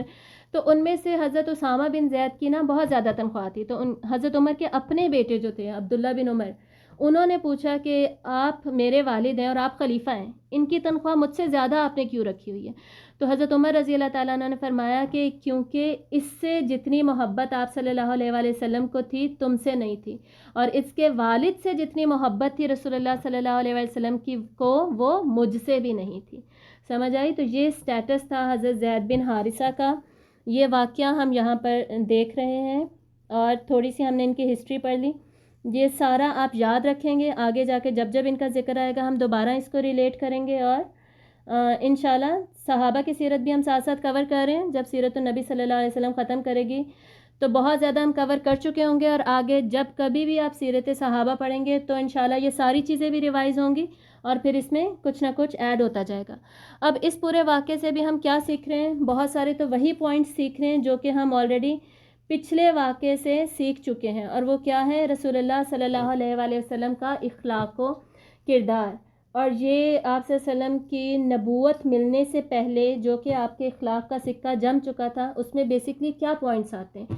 ان سارے پوائنٹس کو صرف ہم ٹچ کرتے ہوئے آگے جائیں گے. یہ سلائڈ پہ دیکھیے جائیے. سارے لوگ آپ کو کیسے جانتے اور پہچانتے تھے؟ آپ صلی اللہ علیہ وآلہ وسلم صادق تھے، راست باز، سچے. پھر آپ صلی اللہ علیہ وسلم امین کے نام سے مشہور ہوئے. پھر آپ صلح پسند تھے، امن پسند، محنتی. آپ صلی اللہ علیہ وسلم بے غرض تھے، کبھی بھی خود غرضی میں اپنے لیے فیصلہ نہیں کرتے. سلیم العقل تھے، پاک دامن تھے، صحیح النظر تھے، عادل تھے. آپ صلی اللہ علیہ وسلم نے ہمیشہ عدل والا فیصلہ کیا. حکیم تھے، حکمت والے. پھر حیادار تھے. آپ صلی اللہ علیہ وسلم فرماتے ہیں، یہ حدیث ہے کہ مجھ سے زیادہ حیادار کوئی بھی نہیں ہے، میں تم میں سب سے زیادہ حیا والا ہوں. پھر آپ صلی اللہ علیہ وسلم خیر خواہ تھے، ہمیشہ سب کی خیر خواہی چاہتے، لائق تعریف تھے. آپ صلی اللہ علیہ وآلہ وسلم اپنی قوم کی برائیوں سے نفرت کرتے. قوم کے لوگوں سے نفرت نہیں تھی، بلکہ قوم میں جتنی بھی برائیاں تھیں نا اس وقت، یتیموں کے ساتھ برا سلوک کیا جاتا، مسکینوں غریبوں کے ساتھ بہت برا سلوک کیا جاتا، غرور تکبر بہت زیادہ تھا.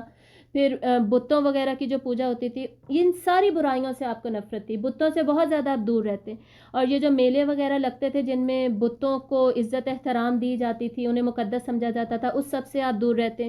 پھر ان پر جو چڑھاوے چڑھائے جاتے تھے اس میں کبھی پارٹیسپیٹ نہ کرتے، غلط قسمیں کبھی نہ کھاتے، نہ ان کو کبھی پکارتے تھے ان بتوں کو، اور نہ ہی ان کا تقرب حاصل کرنے کی آپ نے کبھی بھی نبوت سے پہلے بھی کوشش کی. کبھی بھی ایسا نہیں ہوا. ٹھیک ہے. اور اس سارے سے ہم کیا سیکھ رہے ہیں؟ اس پوری کی پوری نبوت سے پہلے کی زندگی سے مزید کہ تبلیغ دین کی تیاری کے لیے کیا ضروری ہے؟ پہلے ہم اپنے اخلاق اور کردار پر کام کریں. ٹھیک ہے. اپنے اخلاق کا سکہ منوائیں پہلے. اس کا بینیفٹ کیا ہوگا؟ اس سے ہماری بات میں اثر پیدا ہوگا. سننے والا جو بتانے والا ہے اس کا اخلاق، اس کا کریکٹر اگر اچھا ہوگا، سب اس کو مانتے جانتے ہوں گے، اس کی اچھی تعریف مشہور ہوگی لوگوں میں، تو اس کی بات بھی لوگوں کے اوپر اثر کرے گی. اگر برا انسان کسی کو بات بتا رہے تو اس کی بات سننے والے بہت کم لوگ ہوں گے. فالوورز تو دیکھیں اس کو بھی مل جائیں گے. ٹھیک ہے. فالوورز ہر طرح کے شخص کے کچھ نہ کچھ کسی نہ کسی طریقے سے بن جاتے ہیں، لیکن ان میں جان نہیں ہوگی، اور نہ ہی اللہ تعالیٰ انہیں پنپنے دیں گے. اور وہ جو فالوورز بھی ہوں گے نا، وہ بھی اپنے کسی ذاتی پرسنل بینیفٹ کے لیے اس کے ساتھ جڑے ہوئے ہوں گے. تو ایک کسی بھی بہت بڑے مشن، عظیم مشن کی تکمیل کے لیے کیا ضروری ہے کہ آپ اپنے اخلاق و کردار پر کام کریں، اور پھر آپ اپنے مشن پر بھی کام کریں. اور یہ بھی کہ جب آپ مشن کو لے کر چل رہے ہیں ساتھ ساتھ اپنی پالش بھی کریں، اپنے اخلاق و کردار کو بھی پالش کرتے جائیے. ٹھیک ہے. برے اخلاق والا شخص جو ہے وہ تبلیغ میں کامیاب ہو نہیں سکتا. اچھے اخلاق والے شخص کی ہی لوگ بات سنیں گے. ہم کسی کو کہہ رہے ہیں کہ جی نماز پڑھو، اور ہم ڈانٹ کے کہہ رہے ہیں، بدتمیزی سے کہہ رہے ہیں، تو ہماری بات میں اتنا اثر نہیں ہوگا. اللہ تعالیٰ سورۃ القلم میں کیا فرماتے ہیں؟ اِنَّکَ لَعَلَىٰ خُلُقٍ عَظِيمٍ. یہ کیا ہے؟ یہ آپ صلی اللہ علیہ وآلہ وسلم کے اخلاق و کردار کی بہت بڑی گواہی ہے جو اللہ تعالیٰ نے قرآن مجید میں دی، کہ آپ صلی اللہ علیہ وآلہ وسلم بلند اور عظیم ترین اخلاق پر فائز تھے. ٹھیک ہے. اخلاق بیسکلی ورڈ ہوتا ہے. آگے جا کے اب ہم تھوڑی سی احادیث دیکھتے ہیں اخلاق کے اوپر، جو کہ آپ صلی اللہ علیہ وآلہ وسلم نے مختلف اوقات پر فرمائیں. جو شخص خود اچھے اخلاق کا حامل ہوگا وہ آگے تبلیغ بھی کرے گا، آگے دوسروں سے بھی کہے گا وہ بھی بہت اچھے اخلاق کو اپنائیں. ٹھیک ہے. اور اس کی کتنی زیادہ ویلیو ہے، کتنی زیادہ اہمیت ہے، یہ ہمیں ان احادیث سے پتہ چل رہا ہے. تو پہلی حدیث دیکھیے جو کہ سنن نبی داؤد کی ہے. تم میں سب سے زیادہ کامل ایمان والا وہ ہے جو کہ اخلاق میں سب سے زیادہ اچھا ہے. آدمی اپنے اچھے اخلاق کی وجہ سے ان لوگوں کا مرتبہ پا لیتا ہے جو کہ راتوں کو عبادت کرتے ہیں اور دن کو روزے رکھتے ہیں. اس کا مطلب یہ نہیں ہے کہ ہم عبادات کو چھوڑ دیں. ٹھیک ہے. عبادات اور معاملات دونوں اکٹھے ہی لے کر چلیں گے. عبادات پہ بھی فوکس رکھنا ہے، فرائض سارے پورے ہونے چاہیے، نفل پھر اس کے بعد آ جائیں گے. فرائض البتہ پورے ہونے چاہیے. اس کے بعد انسان کا فوکس کس چیز پہ ہونا چاہیے؟ معاملات پر بھی، اچھے اخلاق پر بھی. دونوں میں بیلنس رکھنا ہے اور دونوں کو اکٹھے لے کر جانا ہے. اور یہ تمام احادیث صحیح احادیث ہے. اس کے بعد آپ صلی اللہ علیہ وسلم نے فرمایا کہ کامل ترین شخص وہ ہے جس کے اخلاق سب سے اچھے ہوں اور جس کا برتاؤ اپنے گھر والوں کے ساتھ سب سے زیادہ نرم ہو. بیسکلی گھر والے کیا ہیں؟ لٹمس ٹیسٹ ہیں. وہ بتائیں گے کہ آپ خود سے کیسے ہیں. باہر والوں کے ساتھ تو سارے ہی اچھے ہوتے ہیں. باہر کوئی نکلتا ہے، ریسٹورینٹ میں جاتا ہے، بازاروں میں جاتا ہے، وہ تو سب کے ساتھ اچھی طرح ہی بیہیو کر رہا ہوتا ہے، بات کر رہا ہوتا ہے، وہ تو نہیں اخلاق کا پتہ چلتا. آپ کسی کو ایک دن ملیں، وہ کہہ رہا ہے کہ جی ہاں یہ تو بڑا اچھا شخص ہے، وہ آپ کے اخلاق کا سرٹیفکیٹ نہیں ہے. آپ کے اخلاق کا سرٹیفکیٹ وہ لوگ ہیں جو کہ آپ کے گھر والے ہیں، آپ کے گھر میں رہنے والے ہیں. اور یہی آپ صلی اللہ علیہ وآلہ وسلم کے اخلاق کی سب سے پہلے جو تائید کی وہ حضرت خدیجہ نے کی، حضرت ابو بکر رضی اللہ تعالیٰ عنہ نے کی، حضرت علی، حضرت زید بن حارثہ رضی اللہ تعالیٰ عنہم، ان سب نے کی. اور ان تک جیسے ہی پیغام پہنچا اسلام کا، انہوں نے فوراً قبول کر لیا. کیوں کر لیا؟ کیونکہ انہیں پتہ تھا آپ صلی اللہ علیہ وسلم سچے ہیں اور امین ہیں. آپ صلی اللہ علیہ وسلم کوئی غلط بات کر ہی نہیں سکتے. آپ کے اخلاق و کردار کو وہ اچھی طرح جانتے، سمجھتے اور مانتے تھے. وہ گھر والے تھے آپ کے. اس کے بعد آپ صلی اللہ علیہ وسلم نے فرمایا کہ تم سب میں سے مجھے زیادہ محبوب اور قیامت کے دن میرے سب سے قریب تر وہ ہوگا جو کہ تم میں سے زیادہ اچھے اخلاق والا ہوگا. ٹھیک ہے، تو آپ صلی اللہ علیہ وسلم کی قربت اگر ہمیں چاہیے قیامت کے دن تو ہمیں اچھے اخلاق والا بننا ہے. پھر مومن کے ترازو میں اچھے اخلاق سے بھاری کوئی چیز نہیں ہوگی. اس کا کیا مطلب ہے؟ ہمیں یہ بھی حدیث ملتی ہے کہ ترازو میں لا الہ الا اللہ سے بھاری بھی کوئی چیز نہیں ہوگی. تو یہ دو کانفلکٹنگ سٹیٹمنٹس نہیں ہوتی، کانٹراڈکٹری نہیں ہے. یہ ایسی بہت ساری سٹیٹمنٹس ہمیں احادیث میں اور قرآن میں ملیں گی. اس کا بیسکلی مطلب یہ ہے کہ معاملات میں اگر ہم دیکھیں تو اچھے اخلاق سے بھاری کوئی چیز نہیں ہے. عبادات میں اگر ہم دیکھیں لا الہ الا اللہ یعنی توحید سے زیادہ بھاری کوئی چیز نہیں ہے. تو بیسکلی عبادات اور معاملات دونوں کو ہم نے اکٹھے لے کر چلنا ہے. اس کے بعد آپ صلی اللہ علیہ وآلہ وسلم کی جب عمر مبارک 40 سال کی ہوئی تو آپ صلی اللہ علیہ وآلہ وسلم نے غار حرا میں وقت گزارنا شروع کر دیا. اگر ہم یہ ڈسکشن سٹارٹ کریں گے تو ٹائم کافی زیادہ ہو جائے گا اور میرے خیال میں 1 گھنٹہ ہو چکا ہے. تو 40 سال کی عمر جب آپ صلی اللہ علیہ وآلہ وسلم کی ہو گئی اور اب تک ہم یہ جان پہچان چکے ہیں کہ آپ صلی اللہ علیہ وسلم کا اپنے معاشرے میں ایک مقام اور مرتبہ بن چکا تھا. ٹھیک ہے، خاندانی طور پہ بھی آپ صلی اللہ علیہ وسلم خوش تھے، سکون میں تھے. آپ کی زوجہ تھیں، آپ کی اولاد تھیں، آپ تجارت بھی کر رہے تھے، آپ کو معاشی طور پہ بھی کوئی مسائل نہیں تھے. تو اس سارے وقت میں پھر کیا ہوتا ہے؟ انسان غور و فکر کرنے لگتا ہے. جب یہ معاشی حالات سے اور دنیاوی کاموں سے تھوڑا سا سکون ملتا ہے نا تو انسان کا غور و فکر، تدبر بڑھ جاتا ہے. ٹھیک ہے، ویسے بھی انسان غور و فکر کر سکتا ہے لیکن سکون کی حالت میں وہ زیادہ کرتا ہے. تو آپ صلی اللہ علیہ وآلہ وسلم نے پھر 40 سال کی عمر میں غار حرا میں وقت گزارنا شروع کر دیا. غار حرا بیسکلی تھا کیا؟ غار حرا جو ہے وہ جبل نور، جبل پہاڑ کو کہتے ہیں. اور یہ جبل نور جو نام ہے اس پہاڑ کا نام ہے جو جہاں پہ غار حرا موجود ہے. اور یہ نام جو ہے بعد میں دیا گیا، اس وقت نہیں تھا. بیسکلی نور ہدایت وہی یہاں پر نازل ہوئی، اس وجہ سے اس پہاڑ کو جبل نور کہنے سٹارٹ کر دیا گیا. تو بیسکلی کعبہ سے اگر دیکھا جائے نا تو یہ 4 کلومیٹر دور بنتا ہے اور 4 گز لمبا اور 2 گز چوڑا ہے غار حرا. بہت ہی چھوٹا سا مقام ہے، بہت بڑی جگہ نہیں ہے. بیسکلی اس کو کیو کہنے کے بجائے نا ایسے ایک ہول بھی کہا جا سکتا ہے، ایک سوراخ کی طرح ایک پہاڑ کے اندر سے. اور اس کے اندر اتنی ہی جگہ بنتی ہے کہ بمشکل ایک شخص اچھے طریقے سے نماز پڑھ سکتا ہے اور وہ بھی کعبہ کی طرف منہ کر کے. یعنی اس کا رخ ہی ایسے بنتا ہے کہ یہ کعبہ کی طرف اس کا رخ ہوتا ہے اور کعبہ یہاں سے نظر بھی آتا ہے. یہ وہ مقام تھا جہاں پر آپ صلی اللہ علیہ وآلہ وسلم نے خلوت میں، تنہائی میں وقت گزارنا شروع کر دیا. اور صحیح بخاری میں ہمیں حدیث ملتی ہے کہ حضرت عائشہ رضی اللہ تعالیٰ عنہ سے، یہ میں نے 3 نمبر پہ یہ لکھی ہوئی ہے، سوال کیا کہ آپ صلی اللہ علیہ وآلہ وسلم کی عبادت کیا تھی، آپ وہاں جا کر کیا عبادت کیا کرتے تھے؟ تو حضرت عائشہ رضی اللہ تعالیٰ عنہ نے فرمایا کہ آپ وہاں جا کر غور و فکر اور عبرت پذیری کیا جاتے، یعنی سوچا کرتے کہ اگر یہی برائیاں رہیں گی تو ان کا انجام کیا ہوگا، یا پھر یہ جو کچھ ہو رہا ہے یہ غلط ہے تو اس سب کا حل کیا ہے، سولوشن کیا ہے، کوئی اور معبود ہے، کچھ اور ہے، دین ابراہیمی کیا ہے، یہ نہیں ہے جو کہ پریکٹس کیا جا رہا ہے بلکہ کچھ اور ہے. تو یہ غور و فکر، تدبر آپ صلی اللہ علیہ وآلہ وسلم وہاں جا کر کیا کرتے. یہ غار حرا کی ایک پکچر جو مجھے اچھی سی ملی یہ وہ ہے، یہاں پہ آپ دیکھ سکتے ہیں اس کے اندر جا کے، بالکل یہ غار حرا ہے. ٹھیک ہے، جبل نور کے اوپر واقع ہے. اور اس کے بعد غار حرا میں جانے کے کچھ عرصے کے بعد ہی آپ صلی اللہ علیہ وآلہ وسلم کی جو ہمیں حدیث ملتی ہے صحیح بخاری میں کتاب بدء الوحی میں، حضرت عائشہ رضی اللہ تعالیٰ عنہ روایت فرماتی ہیں کہ آپ صلی اللہ علیہ وسلم فرماتے ہیں کہ پہلے 6 مہینے مجھے سچے خواب نظر آتے رہے اور وہ سچے خواب کیا تھے کہ جو بھی آپ صلی اللہ علیہ وسلم ایک رات میں دیکھتے وہ اگلے ہی دن میں سچا ہو جاتا، ظاہر ہو جاتا، نظر آ جاتا، وہ ہو جاتا تھا واقعہ۔ مریم آپ پلیز چیٹ میں میسج کر دیجئے جو بھی آپ کو کہنا ہے، ٹھیک ہے؟ تو یہ 6 مہینے تک سچے خواب آتے رہے، اور صحیح بخاری کی ہی حدیث ہے، آپ صلی اللہ علیہ وآلہ وسلم نے فرمایا کہ سچے خواب جو ہے نا وہ نبوت کا 1/46واں حصہ ہے۔ اور آپ صلی اللہ علیہ وآلہ وسلم کو بھی جو خواب آئے وہ 6 مہینے، اب 23 سال بیسکلی ٹوٹل جس میں وحی نازل ہوئی، اس میں سے اگر 6 منتھس کا پورشن دیکھا جائے نا تو وہ بھی 1/46 فریکشن ہی بنتا ہے۔ تو ایگزیکٹلی یہی حدیث کے الفاظ ہیں کہ 1/46 حصہ ہے سچے خواب نبوت کا، اور یہ جو سچے خواب ہیں یہ ابھی بھی یہ جو نبوت کا حصہ ہے یہ ابھی بھی موجود ہے بیسکلی دنیا میں۔ یہ پوری حدیث کا مفہوم ہے، یہ میں آپ کو ریٹن فارم میں بھیج دوں گی۔ اس کے بعد ایک دن کیا ہوا کہ آپ صلی اللہ علیہ وآلہ وسلم غار ہرا میں ہی موجود تھے، اور جب بھی آپ وہاں پر جاتے تو آپ اپنے ساتھ کھانا پینا اور ضرورت کی اشیاء لے جاتے تھے۔ جب بھی کھانا پینا ختم ہو جاتا آپ واپس آ جاتے اور پھر کچھ عرصے دنوں کے بعد واپس وہاں پہ چلے جاتے تھے۔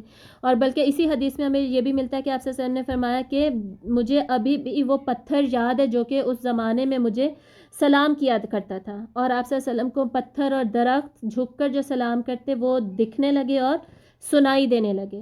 تو اس کے بعد پھر ایک دن آپ صلی اللہ علیہ وآلہ وسلم غار ہرا میں ہی موجود تھے۔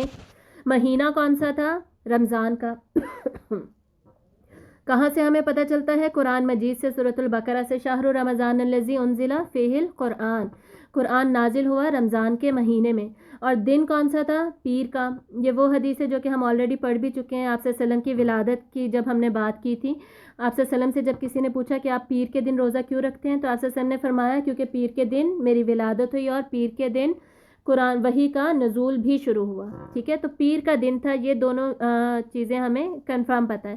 اور طلوع فجر سے پہلے کی بات ہے، یہ ہمیں سیرت کی کتابوں میں ملتی ہیں کہ حضرت جبرائیل رضی اللہ تعالیٰ عنہ تشریف لائے اور آپ نے فرمایا اقرا، پڑھو۔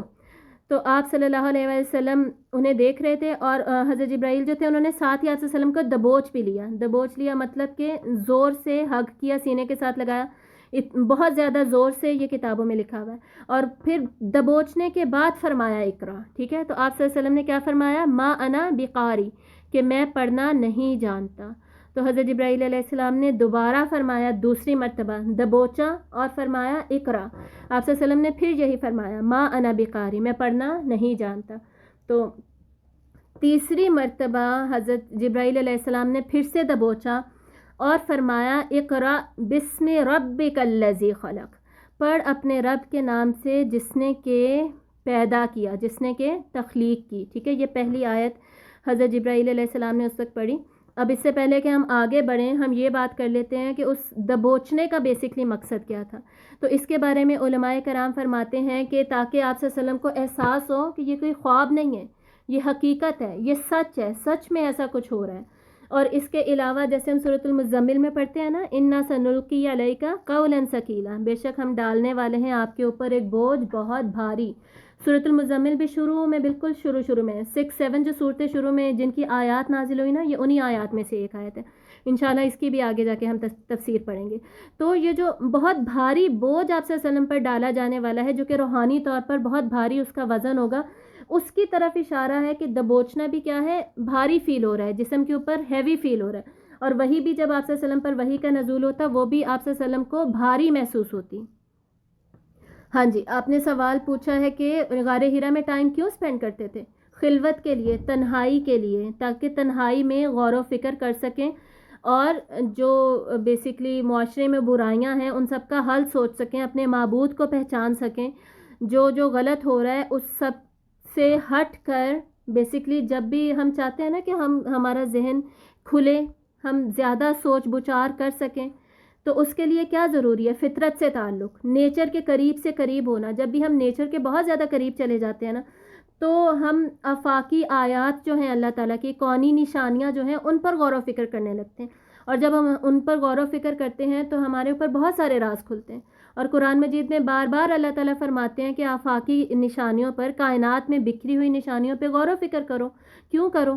کیونکہ وہ غور و فکر سے کیا ہوتا ہے کہ ہم اللہ کو پہچانتے ہیں، اللہ کی معرفت حاصل ہوتی ہے، اور نمبر 2 اللہ کی توحید کی طرف ہمیں اشارہ ملتا ہے کہ اتنا بڑا جو سسٹم ہے وہ چلانے والا کوئی ایک ہی ہو سکتا ہے، دو نہیں ہو سکتے، زیادہ نہیں ہو سکتے. یہ ٹرینیٹی کا کانسیپٹ غلط ہے، یہ بتوں کا کانسیپٹ غلط ہے. ٹھیک ہے، یہ پوری کائنات اس طرف اشارہ کر رہی ہے.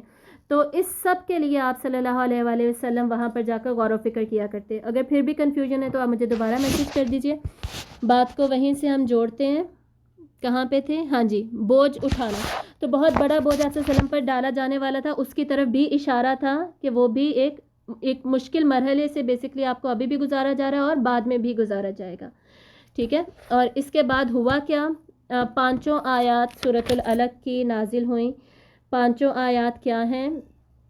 اعوذ باللہ من الشیطان الرجیم، بسم اللہ الرحمن الرحیم. اقرأ بسم ربک الذی خلق، خلق الانسان من علق، اقرأ وربک الاکرم الذی علم بالقلم، علم الانسان ما لم یعلم. یہاں تک ہم انشاءاللہ پڑھیں گے. تفسیر پہ ہم واپس آئیں گے، پہلے ہم واقعہ پورا کمپلیٹ کریں گے. ٹھیک ہے، تو یہ آیات نازل ہوئیں. آپ صلی اللہ علیہ وآلہ وسلم، اس پوری حدیث میں لکھا ہوا ہے کہ آپ صلی اللہ علیہ وآلہ وسلم کچھ گھبرا گئے اور آپ صلی اللہ علیہ وسلم وہاں سے نکلے اور سیدھا اپنے گھر گئے. گھر جا کر حضرت خدیجہ رضی اللہ تعالیٰ عنہ کے پاس گئے. صرف یہ ہمیں ملتا ہے کہ آپ صلی اللہ علیہ وسلم کچھ گھبرا گئے تھے. ٹھیک ہے، اس سے جو کہ کیا ہے، ایک فطری رد عمل ہے، نیچرل رسپانس ہے. کچھ بھی عجیب جب بھی ہم دیکھیں اس کی طرف، ایسا کچھ نہیں ہوا کہ آپ کے قدم پھسلے ہوں یا بے ہوش ہوئے ہوں یا کوئی بہت زیادہ ایفیکٹ آیا ہو. کیونکہ ہم جانتے ہیں کہ آپ صلی اللہ علیہ وآلہ وسلم آلریڈی روحانی طور پر فزیکلی بہت زیادہ مضبوط تھے، اسٹرانگ تھے، بہادر تھے، کریجیس تھے. ٹھیک ہے، ہمت والے تھے آپ صلی اللہ علیہ وسلم. اور پھر ہم دیکھ رہے ہیں کہ آپ صلی اللہ علیہ وسلم سیدھا اپنی بیوی کے پاس گئے، اپنی زوجہ کے پاس گئے. حالانکہ اس وقت آپ کے چچا زندہ تھے، چچا سے آپ کو بہت زیادہ محبت تھی، لگاؤ تھا، اٹیچمنٹ تھی بہت زیادہ. آپ کے دوست حضرت ابو بکر بھی تھے. لیکن اور آج کل کیا ہوتا ہے، ہمیں کوئی پرابلم ہو، کوئی مشکل ہو، ہم کہاں جاتے ہیں؟ سیدھے اپنے دوستوں کے پاس، سب سے پہلے دوستوں کے پاس جاتے ہیں. لیکن آپ صلی اللہ علیہ وسلم کہاں جا رہے ہیں؟ اپنی زوجہ کے پاس. اس سے ہمیں پتہ چل رہا ہے کہ آپ کو اپنی زوجہ سے کتنی زیادہ محبت تھی، قربت تھی، اہمیت دیتے تھے. اہمیت ہوتی ہے ایک زوج کی، ایک اسپاؤس کے ساتھ جو ڈسکشن ہونی چاہیے، جو شیئرنگ ہونی چاہیے، وہ جگہ، وہ مقام کوئی اور نہیں لے سکتا. ٹھیک ہے، تو ہماری بھی اپنے اسپاؤزز کے ساتھ یہی کنیکشن ہونا چاہیے، ایسا اسٹرانگ کنیکشن اور ایسی اسٹرانگ کمیونیکیشن ہونی چاہیے کہ ہم سب سے پہلے جب بھی کوئی مشکل آئے کسی اور کے پاس جانے کے بجائے سب سے پہلے کس سے بات کریں؟ اپنے اسپاؤس سے بات کریں. ٹھیک ہے، تو آپ صلی اللہ علیہ وسلم نے آ کر حضرت خدیجہ کو کیا فرمایا؟ لقد خشیت علی نفسی، کہ مجھے اپنے لیے خوف محسوس ہو رہا ہے، اپنے لیے مجھے ڈر محسوس ہو رہا ہے. تو یہ جو ایک پرٹیکولر فریز ہے نا، اس کے اوپر ہمیں بہت زیادہ ڈسکشن ملتی ہے کتابوں میں. اس کا کیا مطلب ہے کہ مجھے اپنے لیے خوف محسوس ہو رہا ہے؟ تو کچھ علماء نے یہ لکھا ہے کہ آپ صلی اللہ علیہ وسلم کو شاید یہ محسوس ہوا کہ شاید موت کا وقت قریب آ گیا ہے، موت سے خوف محسوس ہو رہا ہے. یا پھر کچھ علماء نے یہ لکھا ہے کہ شاید انہیں یہ محسوس ہوا کہ حواس نہ میرے کھو جائیں، کہ مجھے کچھ عجیب عجیب نظر آ رہا ہے، تو حواس کھونے سے مجھے ڈر لگ رہا ہے. خیر، البتہ یہ ایک سٹیٹمنٹ ہے جو کہ ہمیں ملتی ہے اور اس کو انٹرپریٹ کرنے کی ڈفرینٹ طریقوں سے کوشش کی گئی ہے. تو جب آپ صلی اللہ علیہ وسلم نے یہ فرمایا تو حضرت خدیجہ رضی اللہ تعالیٰ عنہ نے کیا رسپانس دیا؟ وہ رسپانس جو کہ ہم اپنی کتابوں میں شروع سے پڑھتے آ رہے ہیں، اور وہ کیا ہے کہ اللہ تعالیٰ کبھی بھی آپ صلی اللہ علیہ وسلم کے ساتھ کچھ غلط نہیں کریں گے. یہ آپ فرما رہی ہیں آپ صلی اللہ علیہ وآلہ وسلم سے.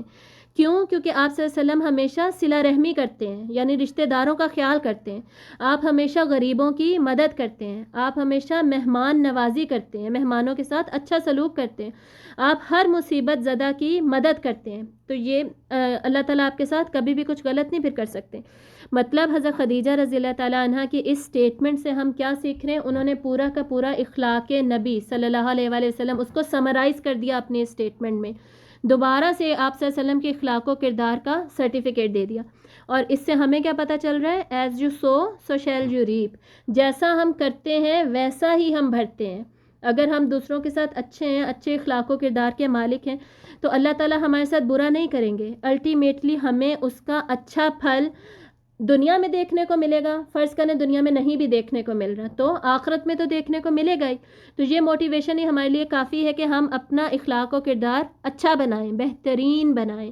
ٹھیک ہے، اور ہمیں پتہ ہے کہ ابھی تک اسلام تو نہیں آیا، لیکن حضرت خدیجہ خود فطرت پہ تھی، ان کو بائی نیچر ہی یہ بات پتہ تھی. یعنی یہ باتیں ایسی نہیں ہے کہ ہمیں سکھائی جائیں تو ہمیں پتہ چلیں.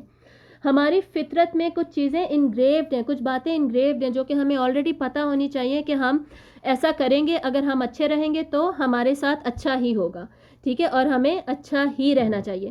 تو حضرت خدیجہ رضی اللہ تعالیٰ عنہ نے یہ اسٹیٹمنٹ دی، اور آپ صلی اللہ علیہ وسلم نے یہ بھی فرمایا زمبلونی زمبلونی، ٹھیک ہے، یہ میں پہلے بتانا بھول گئی، یعنی مجھے اڑا دو، میرے اوپر چادر اڑا دو.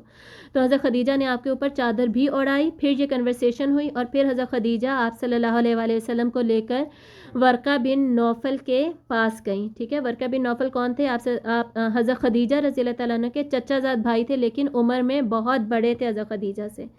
ان کے پاس لے کر گئیں، اور ورقہ بن نوفل کی آلریڈی ہم سٹوری پڑھ چکے ہیں شروع میں جب ہم نے پڑھا تھا حنفاء کے بارے میں.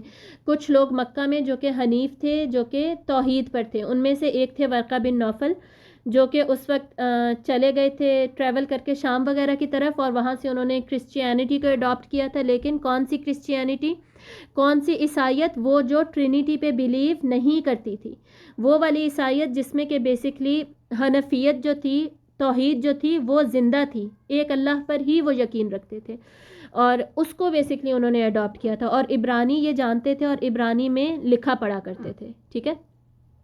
تو جب انہوں نے یہ سارا کا سارا واقعہ سنا تو انہوں نے فرمایا کہ یہ تو وہی فرشتہ ہے جو کہ موسیٰ علیہ السلام کے پاس بھی آیا کرتا تھا. حالانکہ انہیں پتا تھا کہ حضرت عیسیٰ کے پاس بھی آیا کرتا تھا، لیکن وہ جانتے تھے حضرت عیسیٰ کی لائف بہت تھوڑی تھی، اور ان کی لائف میں انہوں نے وہ مشکلات نہیں دیکھیں جو حضرت موسیٰ کی زندگی میں تھیں. اور حضرت موسیٰ کی زندگی اور آپ صلی اللہ علیہ وسلم کی زندگی میں بہت زیادہ سملیرٹیز تھیں، ایک جیسی چیزیں تھیں. تو انہوں نے بھی یہ فرمایا کہ جو موسیٰ کے پاس آیا کرتا تھا نا، یہ وہی ناموس ہے، وہی فرشتہ ہے. اور مزید انہوں نے فرمایا کہ کاش میں ابھی جوان ہوتا اور اس وقت آپ کے ساتھ ہوتا جبکہ آپ کے ہی یہ لوگ، یہ جو قریش ارد گرد، یہ آپ کا مذاق اڑائیں گے، آپ پر ظلم کریں گے، اور آپ کو یہاں سے نکال دیں گے. تو جب انہوں نے نکالنے کی بات کی نا، تو آپ صلی اللہ علیہ وآلہ وسلم نے فرمایا کہ کیا ایسا ہوگا میرے لوگ ہی مجھے نکال دیں گے؟ مذاق اڑانے اور ظلم پر آپ صلی اللہ علیہ وسلم نے کچھ نہیں فرمایا، لیکن نکالنا بہت بڑی بات ہے، ایگزائل کر دینا، ٹھیک ہے، وطن بدر کر دینا، جو کہ پرانے زمانوں میں ایک باقاعدہ سزا سمجھی جاتی تھی. آج کل تو خود ہی یہ جو پولیٹیکل لیڈرز ہیں اپنے آپ کو وطن بدر کر لیتے ہیں اور بڑے خوش رہتے ہیں. ہم باہر اب لنڈن میں جا کے بسے ہوئے ہیں، یا ہم امریکہ میں اب رہ رہے ہیں تو ہم بڑے خوش ہیں، اتنا فرق نہیں پڑتا ان لوگوں کو، یہ کوئی سزا ہی نہیں رہی. لیکن پرانے زمانے میں یہ باقاعدہ ایک بہت بڑی بھاری چیز ہوتی تھی اپنے شہر کو، اپنے ملک کو چھوڑ کے جانا. تو آپ صلی اللہ علیہ وسلم نے اس پر جواب دیا کہ کیا ایسا ہوگا میرے ساتھ؟ تو حضرت ورقہ بن نوفل نے فرمایا کہ جو بھی اس طرح کا پیغام لے کر آیا ہے نا دنیا میں، تو اسے دشمنی کا ہی سامنا کرنا پڑا ہے، اور اگر میں آپ کے ساتھ ہوا تو میں آپ کا اس وقت بھی ساتھ دوں گا. اور اس واقعے کے چند دن کے بعد ہی ورقہ بن نوفل وفات پا گئے، ٹھیک ہے. اور وہ ڈیفینیٹلی آپ صلی اللہ علیہ وسلم کی بات سنتے ہی ایمان لے آئے تھے، دو کہ آپ صلی اللہ علیہ وسلم کو اس وقت تبلیغ کرنے کا حکم ہی نہیں ہوا تھا، ٹھیک ہے. صرف آپ کو اپنے لیے ابھی تک اسلام کا پیغام دیا گیا تھا، تبلیغ کا حکم نہیں ہوا تھا، آپ نے کسی کو بھی ابھی تبلیغ نہیں کی تھی. لیکن حضرت ورقہ بن نوفل رضی اللہ تعالیٰ عنہ آپ کی بات سن کر ہی فوراً ایمان لے آئے تھے، اور ان کی وفات ایمان کی حالت میں ہی ہوئی.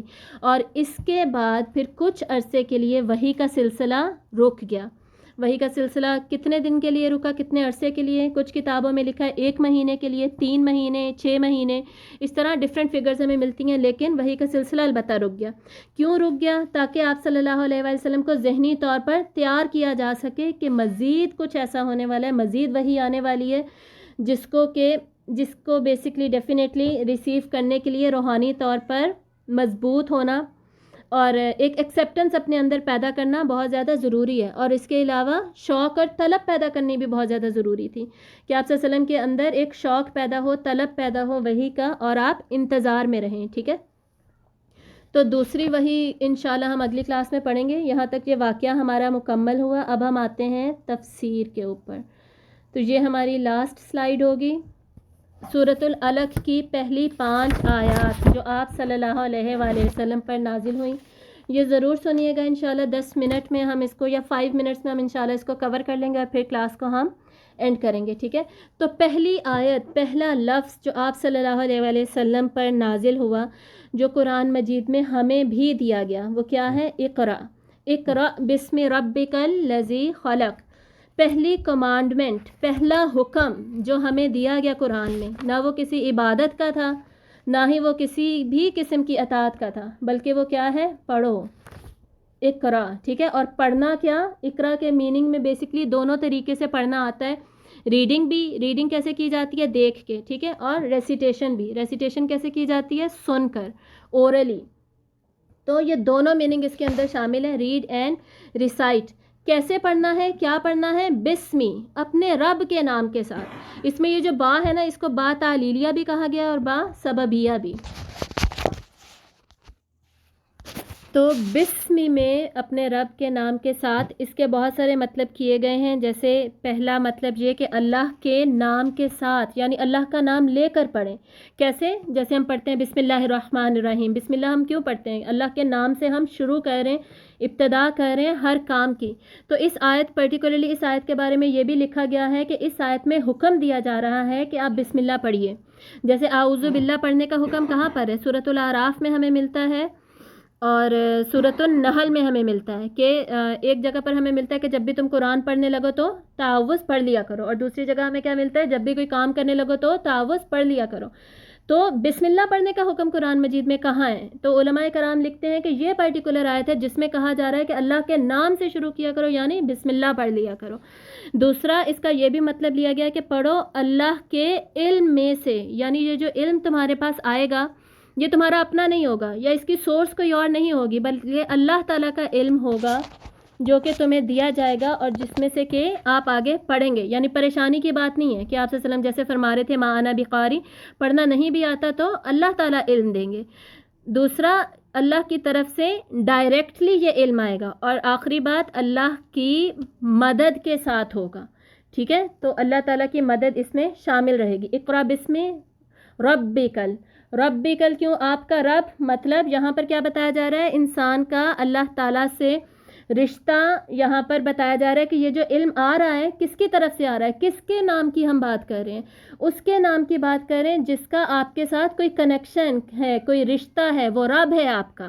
اب رب جو ورڈ ہے یہ ربوبیت کو شو کرتا ہے. ٹھیک ہے، ایک انسان کی کو کیسے اس کی تخلیق، اور تخلیق کے بعد اس کی پوری لائف کی پلاننگ کیے جانا، تدبیر کیے جانا، اور پھر اس کا مالک بھی ہونا، اور اس کو پورا پروان چڑھانا. یہ جو پورا فینومینا، پورا پروسیس ہے نا، یہ پورا کا پورا پروسیس اس رب کے ورڈ میں ربوبیت میں شامل ہو جاتا ہے. تو اس کو ذہن میں رکھتے ہوئے پڑھیے. اقرا بسم ربک، اپنے رب کے نام سے پڑھیے. الذی، وہ جس نے خلق، پیدا کیا، جس نے تخلیق کی. تخلیق کیا یہاں پہ ثابت کر رہی ہے؟ تخلیق یہاں پر ثابت کر رہی ہے ربوبیت کو. رب ہونا یہ ثابت ہوتا ہے مخلوق کو دیکھ کر. مخلوق ہوگی تو اس کی تخلیق ہوگی نا، مخلوق ہوگی تو اس کو پروان چڑھایا جائے گا نا، مخلوق ہوگی تو ہی اس کی تدبیر کی جائے گی نا. تو اس وجہ سے یہاں پر پرٹیکولرلی کریشن کی طرف پوائنٹ آؤٹ کیا جا رہا ہے. اور تخلیق، یہاں پر تخلیق کیا ہے، اوپن اینڈڈ چھوڑا گیا ہے. کس چیز کی تخلیق کی بات ہو رہی ہے؟ ہر چیز کی، اوپن اینڈڈ ہے. اقرا بسم ربک الذی خلق، پڑھو اپنے رب کے نام سے جس نے تمہیں جس نے کہ پیدا کیا. ٹھیک ہے، اوپن اینڈڈ ہے. اگلی آیت کیا ہے، خلق الانسان. اب یہاں پر اس کو اسپیسیفائی کر دیا کیا ہے کہ کس کو پیدا کیا، خصوصاً خصوصی طور پر اس کو پیدا کیا جس کو اللہ تعالیٰ نے کرم دیا. وَلَقَدْ كَرَّمْنَا بَنِي آدم، جس کو اللہ تعالیٰ نے اشرف المخلوق بنایا، انسان بنایا. اس کو بھی اللہ نے ہی پیدا کیا، اللہ نے اس کو تخلیق کیا. اور کس چیز سے پیدا کیا؟ من علق، الگ سے. الگ کیا ہے؟ وہ لوتھڑا ہے، گوشت کا ایک ٹکڑا جو کہ جسم کے ساتھ معلق ہو جاتا ہے. ٹھیک ہے، جسم کے ساتھ جڑا ہوا ہوتا ہے ماں کے بطن میں. تو اس کو کیا کہا جاتا ہے؟ الگ کہا جاتا ہے. اس ایک بیسکلی پوائنٹ آؤٹ کس چیز کی طرف کیا جا رہا ہے؟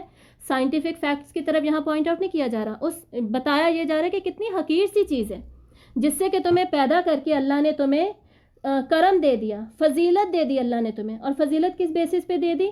اقرا کی بیسس پر، پڑھنے کی بیسس پر، علم کی بیسس پر.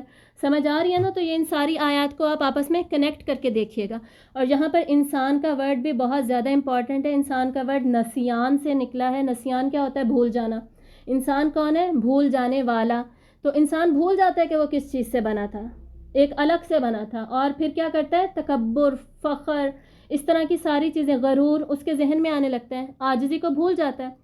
اگر انسان یہ یاد رکھے کہ علم تو سارا مجھے میرے رب نے دیا ہے تو وہ تو عاجز رہے گا، اس کے اندر غرور آئے گا ہی نہیں. اور اگر وہ یہ بھی یاد رکھے کہ وہ تو اتنی حقیر سی چیز سے بنا ہے تب بھی اس کے اندر غرور نہیں آئے گا. ٹھیک ہے، تو یہاں پر یہ اس کو یاد کرایا جا رہا ہے. خلق الانسان من علق.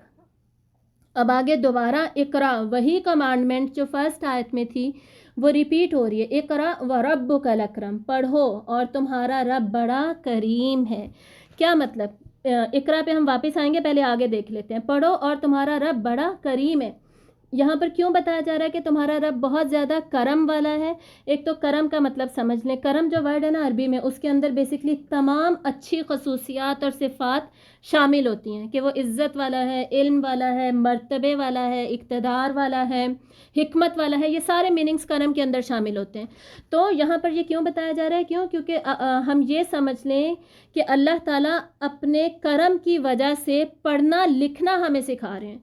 जो अल्लाह ताला हमें पढ़ना लिखना इल्म दे रहे हैं ना, जिस इकरा की बात आ रही है और अगली आयत में कलम की बात आ रही है, ये क्या है? ये सब कुछ अल्लाह का हमारे ऊपर कलम है और करम है, सॉरी। और अल्लाह ताला की फ़याज़ी यहाँ से हमें पता चल रही है कि अल्लाह ताला अपने करम और फ़याज़ी से इसको आसान कर देंगे। अल्लाह ताला का करम हमारे साथ है, तो इस वजह से ये इल्म का जो प्रोसेस है और ख़ुसूसन इल्म वही का, ठीक है, ये हमारे लिए आसान हो जाएगा इसको हासिल करना। और हमें ये भी पता चल रहा है कि इल्म ही है जिसके ज़रिए से इंसान को अल्लाह ताला ने मेराज दी, ठीक है। इसीलिए यहाँ पर सेकंड टाइम इकरा आ रहा है। इसकी मज़ीद क्या इम्प्लिकेशन है ये भी हम अभी देखेंगे। और रब्बुकल अकरम, तुम्हारा रब बहुत ज़्यादा करम वाला है। इससे मज़ीद हम ये सीख रहे हैं कि घबराने की ज़रूरत नहीं है, ये अल्लाह का करम है, अल्लाह ताला खुद ही सिखा देंगे। अल्लाह ताला खुद ही इस सारे प्रोसेस में से गुजारेंगे, परेशान होने घबराने की ज़रूरत नहीं, अल्लाह बड़ा करीम है, ठीक है। इकरा व रब्बुकल अकरम। अब इकरा 2 दफ़ा रिपीट क्यों हो रहा है? ये दोबारा कमांडमेंट क्यों दी जा रही है? इसके बारे में उलमाए कराम लिखते हैं कि पहले में हुक्म दिया जा रहा था रीडिंग का, दूसरे में दिया जा रहा है रेसिटेशन का, ज़ुबानी पढ़ने का। फिर इसके बारे में ये राय भी मौजूद है कि पहले हुक्म दिया जा रहा है ख़ुद पढ़ने का, दूसरी दफ़ा हुक्म दिया जा रहा है उसको फैलाने का। बात आगे पढ़ के ही बात आगे पहुंचाई जाएगी। इल्म आता है, इल्म ही आगे मुंतकिल किया जाता है, ठीक है। आगे बात फैलाने का। फिर तीसरा इसकी जो इम्प्लिकेशन है वो ये दी गई है कि जी पहले ओरल इल्म की बात हो रही है और आगे रिटन इल्म की बात हो रही है। क्यों? क्योंकि अगली ही आयत क्या है? अल्लज़ी अल्लमा बिल कलम, वो जिसने सिखाया तुम्हें, कैसे सिखाया? कलम के ज़रिए। तो यहाँ पर कलम का भी जिक्र आ गया, रिटन इल्म का भी, और शुरू में ओरल इल्म का भी। पता हमें क्या चला कि जो तुम्हें जो इल्म दिया जाएगा ये सिर्फ पढ़ने ओरल ही नहीं रहेगा, वर्बल ही नहीं रहेगा, ज़ुबानी ही नहीं रहेगा, बल्कि ये रिटन फॉर्म में आएगा। इल्म को महफूज किया जाएगा। और आप सल्लल्लाहु अलैहि वसल्लम ने ये फरमाया भी कि कलम के ज़रिए से इल्म को महफूज करो, ठीक है। और कलम क्या है? इल्म को आगे बढ़ाने का ज़रिया है। यानी यहाँ पर मुस्तकबिल की एक पूरी प्लानिंग बताई जा रही है। अरब में क्या था? अरब सारे उम्मीयीन थे ना, पढ़े लिखे नहीं थे। पढ़ने लिखने के मामले में जाहिल थे वो लोग। लिखना पढ़ना उनके दरमियान में था ही ना, सिर्फ था ही नहीं, बल्कि सिर्फ उनकी ज़ुबान थी, लिटरेचर था, शायरी थी, जिसको कि वो ज़ुबानी बोला करते थे, ठीक है। तो ये उम्मीयीन में अल्लाह ताला इल्म की बुनियाद रख रहे हैं और दूसरा कलम की भी, लिखने की भी बुनियाद रख रहे हैं, जिसको हम कहते हैं ना थिंकिंग फॉरवर्ड, उसकी बात हो रही है। दूसरा हमें यहाँ से पता चल रहा है कि इल्म जो है वो बतदरीज बढ़ता जाएगा। ज़ुबानी बात शुरू होगी और आगे रिटन फॉर्म में जाएगा और इल्म मुंतकिल होगा। कलम इल्म को मुंतकिल करता है ना, और जो शख्स इल्म को अपने पास रोक के रखता है उसके बारे में हमें हदीस में बहुत ज़्यादा वईदें मिलती हैं। तो हमारा काम क्या है कि हम इल्म को शेयर करें। इल्म क्या है? इल्म बेसिकली विरासत है। हमें इल्म के बारे में हदीस आपसे सर ने फरमाया कि इल्म अंबिया की मीरास है। अंबिया अगर कोई चीज़ छोड़ कर जाते हैं ना, और वो चीज़ है सिर्फ़ और सिर्फ इल्म, तो जब इल्म उसको आगे, विरासत क्या होती है? एक से दूसरे में जो मुंतकिल होती है। तो इल्म क्या है फिर? इल्म कहीं से आता है, कहीं जाता है, ठीक है। कोई भी शख्स इल्म को ये नहीं कह सकता कि जी ये मेरी ईजाद है, ये मैंने बनाया है, ये मैं पढ़ा रही हूँ, ये अल्फाज मेरे हैं, ऐसा कुछ भी नहीं है। अल्लाह ताला ने खुद सिखाया है। अल्लाह से आगे हज़रत आदम के बारे में आता है ना सूरतुल बकरा में कि अल्लाह ने हज़रत आदम को सारे के सारे नाम सिखा दिए। तो वो हमारे वालिद थे, उनसे हमारी जीन्स में से सारा कुछ ट्रांसफ़र हो रहा है बतदरीज। साथ साथ क्या हो रहा है? इर्तका हो रही है, इस सारे इल्म की डेवलपमेंट हो रही है, तरक्की हो रही है, वो मेराज तक जाता जा रहा है। क्यों? क्योंकि इंसान की भी साथ साथ इर्तका हुई है ना, फिज़िकली उसकी डेवलपमेंट हुई है, उसके माइंड की, ब्रेन की, साथ साथ तो इल्म को भी तरक्की मिल रही है, और इस तरह इल्म आगे से आगे ट्रांसफ़र होता जा रहा है। ये कॉन्सेप्ट हमें क्या देता है? बेसिकली अल्लाज़ी अल्लामा बिल कलम, के अल्लाह ने हमें इल्म सिखाया, आजिज़ी देता है। आजिज़ी और इनकसारी का जो कॉन्सेप्ट है ना, ये हमेशा हमारे साथ रहना चाहिए। ये आयत भी इसको बार बार इस पर फोकस कर रही हैं। और हमारे अंदर अगर इल्म का तकब्बुर आ जाए, इल्म का गरूर आ जाए, उसको ये हमारे अंदर से निकाल रही हैं। ठीक है, अगली आयत जो कि आखिरी आयत, इस 5वीं आयत आप सल्लम पर उसी वक्त में नाजिल हुई, वो क्या है? अल्लमल इंसाना मालम यालम, सिखाया इंसान को। अल्लामा में उसका वर्ड शामिल होता है, उसने सिखाया इंसान को जो कि वो नहीं जानता था। मतलब कि इंसान इसको अपना ज़ाती कमाल ना समझे। ठीक है, किसी भी पॉइंट पर, किसी भी लेवल पर हमने इल्म को अपना ज़ाती कमाल नहीं समझना। इकरा से बात शुरू हुई थी, अल्लाह के सिखाने से, पढ़ाने से। अल्लाह का करम है ये सारा कुछ। अल्लाह ने हमें अपनी हैसियत याद कराई कि हम कुछ भी नहीं है, एक हकीर सी चीज़ से बने हैं, तो हम अपना सर ज़रा झुका के ही रखें और इल्म और कलम की पहचान को जानें और उसको इस्तेमाल करें और उसके ज़रिए से दुनिया में अपना वो मकाम हासिल करें जो कि अल्लाह ताला ने आदम को दिया, बनी आदम को दिया। उसको खलीफतुल अर्द बनाया, उसको अशरफुल मखलूक़ात बनाया। ठीक है, उसको करम दिया। ये सारा कुछ हम कैसे, अपनी पोजीशन कैसे हासिल कर सकते हैं? सिर्फ़ इल्म और कलम के ज़रिए। और ये जो सेकंड इकरा था ना 3rd आयत में, उसके बारे में ये मैं आपको बताना भूल गई। उसके बारे में ये राय भी मौजूद है कि वो एक इल्म, पहले इल्म वही की बात हुई थी और दूसरा फिर दुनियावी नॉलेज की बात हुई है। पहले दीनी नॉलेज की, फिर दुनियावी नॉलेज की बात हुई है, क्योंकि आगे फिर फ़ौरन कलम का भी जिक्र आ जाता है।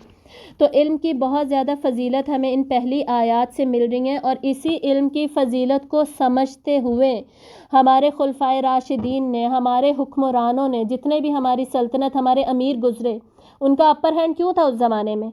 उनका इतना रोब और दबदबा क्यों था? क्योंकि उन्होंने ईमान भी नहीं छोड़ा और इल्म भी नहीं छोड़ा। ये दोनों चीज़ें उन्होंने साथ साथ रखी। ख़ुसूसन इल्म वही, उन्होंने कुरान नहीं छोड़ा, उन्होंने नमाज नहीं छोड़ी। ठीक है, और जब तक हमने दीन को थामे हुआ था ना मजबूती से, तब तक हमारा दुनिया में भी मकाम था। हमारे मुसलमान साइंसदान थे, बाकायदा मुसलमान साइंसदानों पर आपको पता है, मैथमेटिशियंस पर किताबें बनती हैं, किताबें लिखी हुई हैं, वो आप ख़रीदें, वो आप डिटेल्स पढ़ें, आपको पता चलेगा। अलजबरा बनाने वाला कौन था, कॉफ़ी को डिस्कवर करने वाला कौन था, और बहुत सारे, इतना कुछ, अर्थ का सरकमफ्रेंस पता करने वाला कौन था, ये सारे मुस्लिम साइंटिस्ट थे। इनके अलावा हम जानते हैं हज़रत आदम अलैहिस्सलाम को अल्लाह ताला ने क्या सिखाया, क्या इल्म दिया? उनको अल्लाह ने बयान की खसूसी नेमत दी। अगर उनको अल्लाह ने बयान ना सिखाया होता ना, सीखने की बात हो रही है ना इल्म की, तो आज हम भी ना बातें कर रहे होते, हम भी जानवरों की तरह चू चू चैचे और इस तरह की आवाज़ें हमारे मुँह से भी निकली होती। अल्लाह ने उन्हें बयान सिखाया।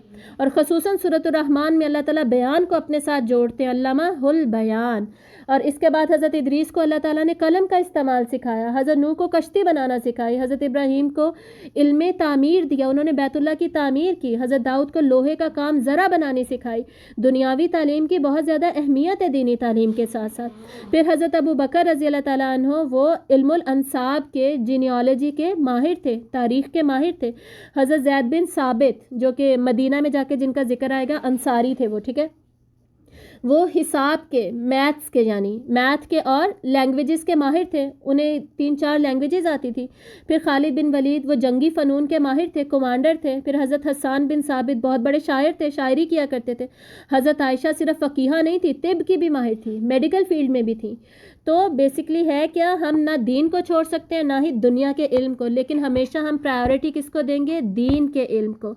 जब तक हम दोनों उलूम को इकट्ठे लेकर चलते जाएंगे तो हम दुनिया में कामयाब हैं। अगर हम दीन को भी छोड़ देते हैं ना, आज क्या है हम पे? हम कुछ भी नहीं है। आज ना हमारा रोब है, ना हमारी कोई पोजीशन है, ना कोई हमारी इज्जत है, ना ही हमें कोई पूछने वाला है। हालांकि इतनी बड़ी बड़ी यूनिवर्सिटीज़ हैं हमारे पास, बहुत बड़ी नहीं है, चलें अच्छी तो है ना, जहाँ पर लोग तालीम हासिल कर रहे हैं, इतने मॉडर्न लिबरल मुस्लिम्स हैं, वो तालीम हासिल कर रहे हैं, लेकिन क्या है मुसलमानों के पास? कुछ भी नहीं है। सारा का सारा नाम तो वेस्टर्नर्स का है। किस लिए? क्योंकि हमने इल्म वही को छोड़ दिया। तो ईमान को जब हम छोड़ देंगे तो हमारे पास दुनिया भी नहीं रहेगी। अगर हम चाहते हैं ना कि हम दुनिया में तरक्की करें, तो हमें दीन को साथ लेकर चलना होगा। और इसी बेसिस पर हम जानते हैं कि जो दुनिया में पहली यूनिवर्सिटी बनाई गई, पहली यूनिवर्सिटी की बुनियाद रखी, वो किसने बनाई थी? वो भी मुसलमानों ने ही बनाई थी। इसको ज़रा सर्च कीजिएगा और उसका नाम भी देखिएगा और पिक्चर्स वगैरह भी देखिएगा। तो ये थी सूरत की तफसीर। और इल्म क्या करता है? बेसिकली आखिरी बात, इल्म जो है वो डायरेक्टली हमारे ईमान को बढ़ाता है। चाहे वो इल्म कायनात से मुतल्लिक हो, दुनिया से मुतल्लिक हो, वो भी الٹیمیٹلی اللہ کی معرفت ہی ہمیں دیتا ہے، اللہ کی توحید کی طرف ہی اشارہ کرتا ہے۔ علم ہمارے ایمان کو بڑھاتا ہے، ایمان بڑھ کے کیا ہوتا ہے؟ ہمارا عمل بڑھنے لگ جاتا ہے۔